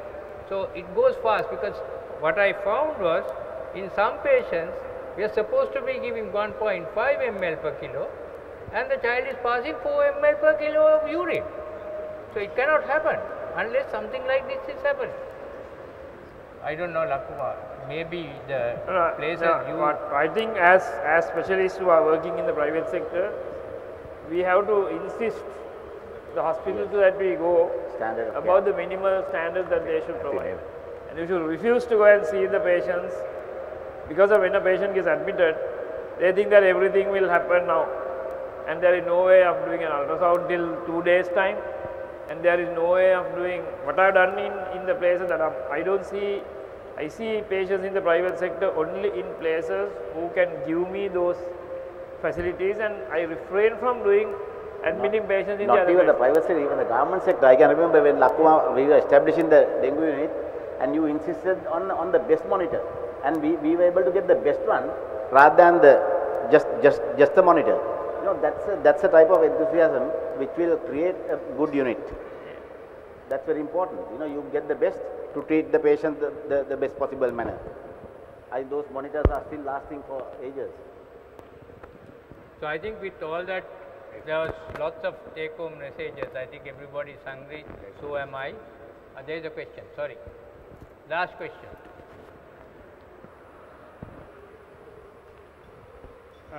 Towards the latter part of the last year, we heard that vaccine on dengue is being made or on progress. What's the current situation on that, sir? You want, sir?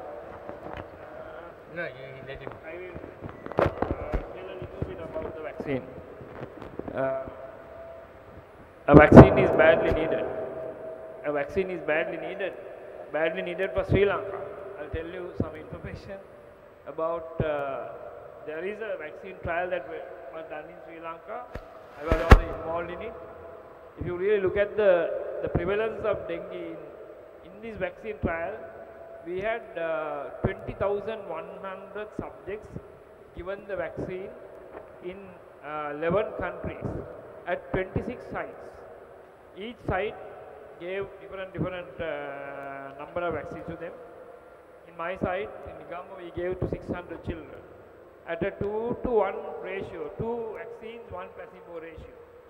So in the whole world, when we gave 20,100 vaccines to children in the phase 3 trial of Japanese American vaccine, Sri Lanka received 2,100 vaccines, and what they are doing is they are collecting the number of cases, dengue cases that occur in the subjects. This is double-blind, placebo-controlled cases that occur in the patients who are given the vaccine. So when you get this thing, you don't know whether it is dengue vaccine or not. According to the study design, once we collect 120 patients, we start analyzing the data and see how many are among the people who receive the vaccine, how many are among the people who receive the placebo. By last week, in the whole world, this is given only in the dengue endemic countries. The study includes 11 countries that are like Panama, Brazil, Thailand, Philippines, and so on. And in those countries, there are reported 106 cases of dengue in those children who are vaccinated. Maybe they are among, if it is a very successful vaccine, they may be among those who receive the placebo. Out of them, 48 are in Sri Lanka, of which 27 are in Negombo. So Negombo has the highest incidence of dengue in the Negombo population in the whole world at the moment, and Sri Lanka has more dengue than any other country in the world. That's why we have so much of dengue. So that is not only that we are undergoing the big dengue epidemic, we are probably having first in the prevalence of dengue at the moment. Yeah. But regard to the vaccine, that vaccine will take another 3 to 4 years to come. There is one vaccine available by a company called Sanofi. This vaccine is currently awaiting registration in Sri Lanka. It's not registered yet due to various concerns. In that vaccine, when they did the trial, they found that among the dengue patients who got dengue following the vaccine and the placebo, in the analysis they found below the age of 9 years, there were more hospitalizations among people who received the vaccine than who did not receive the vaccine. In other words, for below 9 years, the vaccine has done more bad than good. Then above 9 years, they have shown results. But this vaccine is having a very low immunogenicity against dengue type 2 virus. Dengue type 2 virus. Because of that, it is not significantly effective against type 2.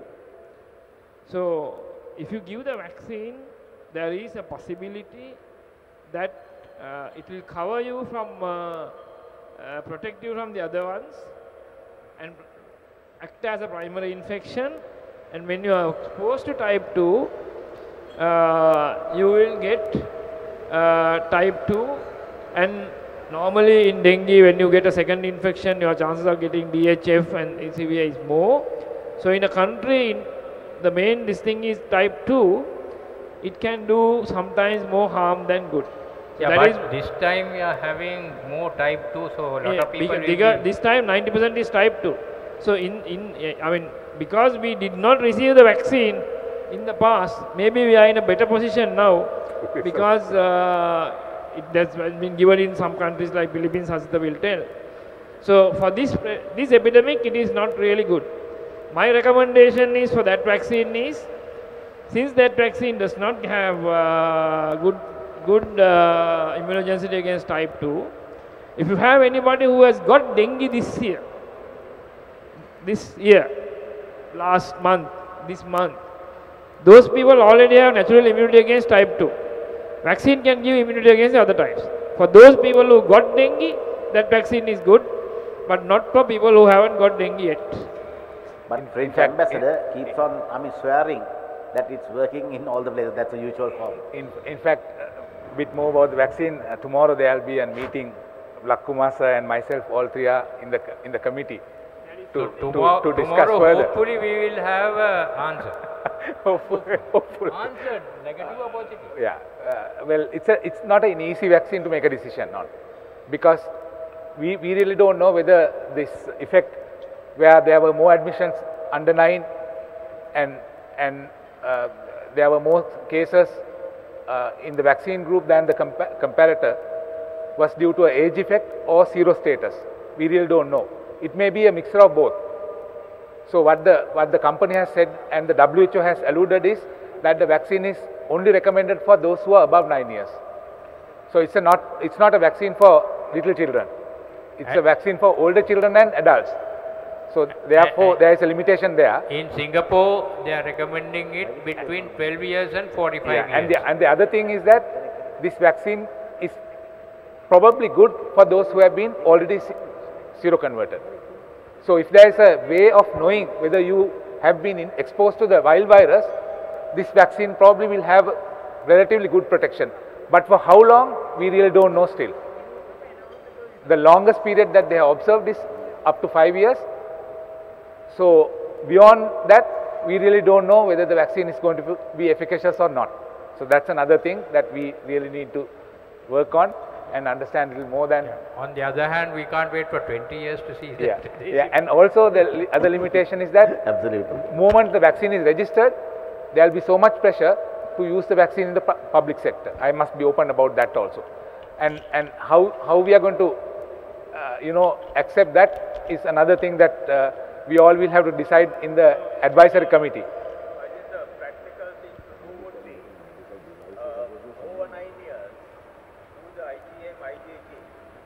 No, that will not be. So that's what they are discussing, to have a lateral flow assay to know the serostatus before vaccination. So the world is moving towards that. And give the vaccine. Yes. Yeah, but at the same time, each vaccine is going to cost 7,500 for 3 doses, and then to add the cost of the seroconversion test. No, this is not for the Ministry of Health. It's but for there are parents. Private sector. Parents who could afford it. Absolutely. Yeah, but that test has to be available widely. There is no such test again. There is no such test that you can test for. Such test is going to be very expensive. Sorry? At the moment, there is no such test, sir. Test is going to be very expensive, but I would say that if we give it to people who have got dengue, at the current episode, we measured the prevalence of various types. 90% of the current epidemic is due to type 2. Right. So type 2 is the one against which this does not have enough immunity. So if we give to the people who carries a diagnosis card, will be diagnosed as DF or DHF during this epidemic, then it will cover 90% of people who have got immunity against type 2. Hasita, do you know, we have had up to now over 100,000 cases. how many of those have got dengue for a second time or a third time or a fourth time? Can you, do you know the answer? I have treated one patient who has for the fourth time. No, no. That is I want not epidemiological. Epidemiological figures. Will we have the data? Yeah, sir. Nationally, the proportion of DHF is between 20 to 15%. So very likely most of them have been seroconverted before to have a second infection to have DHF, because we know the proportion of DHF among primary infection is quite low. So therefore we can assume a substantial proportion. That's we won't have any substantial data. We only have that, sir. Otherwise, we had to do the microneutralization to know that, which is very costly and also very, very labor intensive. We haven't done that for this epidemic, but we have done that for previous epidemics. But we don't have substantial data, and IgG is not very reliable on that, sir. Unless you do the microneutralization assay by repeatedly giving the antibodies. I think the discussion is so interesting that the discussion is cascading, and so I think it's important that we fill our stomachs before that. We can discuss later on at the dining table. This Thank you very problem much. of dengue has to be finally solved by a vaccine. Without a vaccine, I don't think we will ever be able to. Disease control is out of the question. I don't think any of America these is not able to control any of these control measures. Those control measures is only take our money.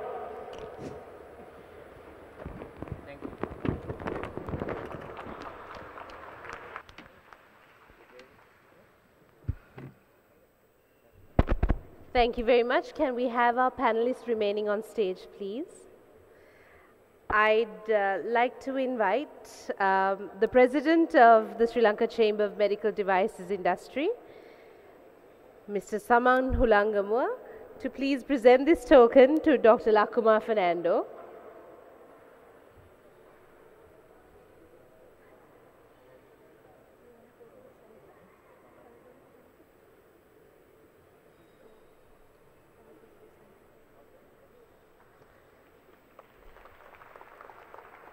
Thank you. And I'd also like to invite Mr. Dulit Javira, Group Chairman of George Stewart & Co., our sponsors tonight, to present the following tokens.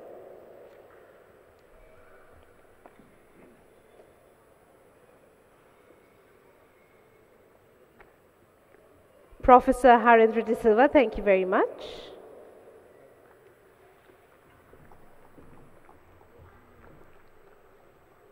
Dr. Amal Harsha De Silva, a big thank you goes out to you too.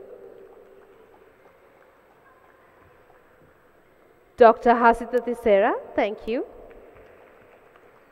And also to Dr. Viduranga, who presented a short while ago, thank you very much.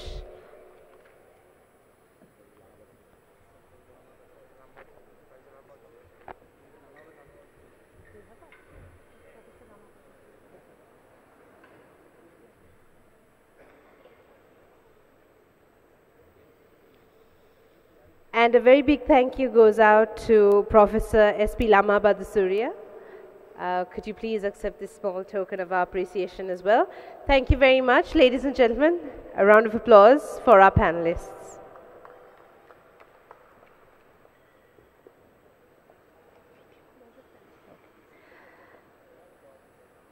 Let me invite the Secretary of the Sri Lanka Chamber of Medical Devices Industry and also the Executive Director for JS Health, Mr. Erandajit Ranasinghe, to thank you all formally.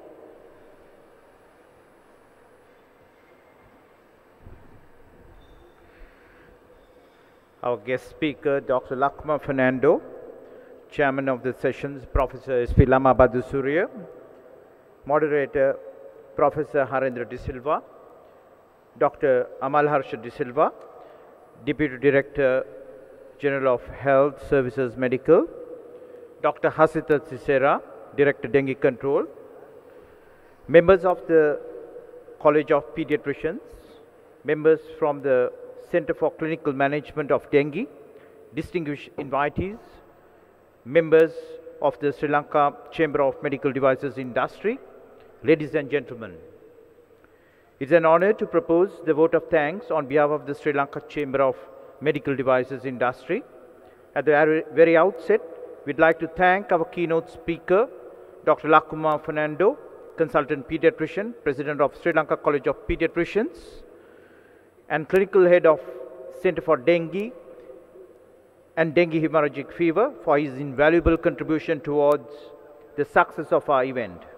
Your lecture was remarkably resourceful, and I'm sure it is greatly appreciated by all those who are present here. Also, we wish to thank Dr. Viduranga for sharing his experience in managing patients in Trincomalee and Pothuwal.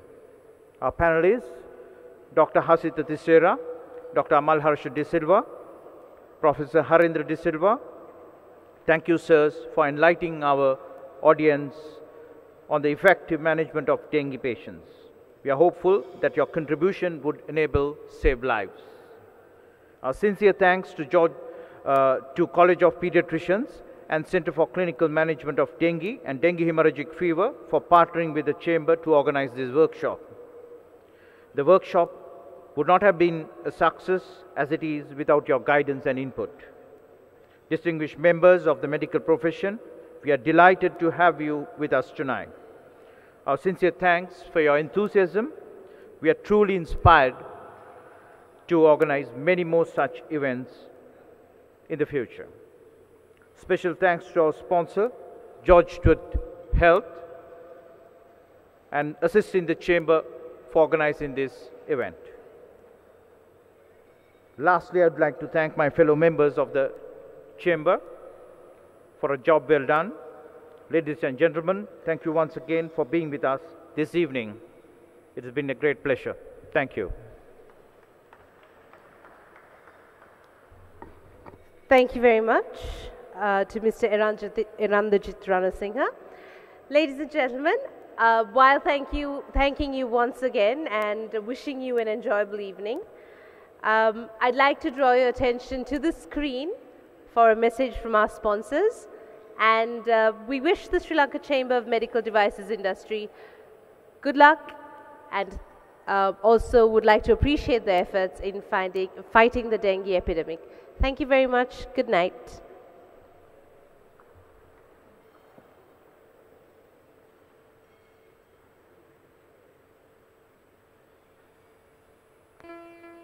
Health is the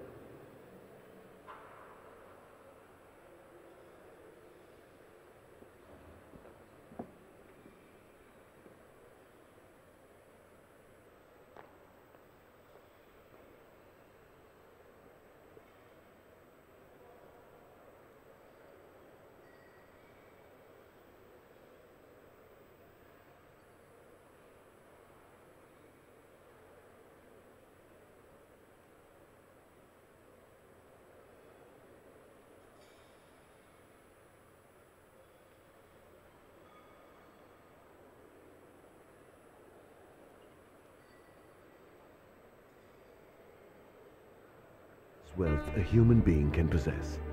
A healthy mind and a healthy body makes a person truly happy. We are driven by a vision to deliver a truly caring solution to the people of this country, who deserve to benefit from the world's latest innovations and medical discoveries. As a leading healthcare provider in Sri Lanka, we stand committed to deliver only the best health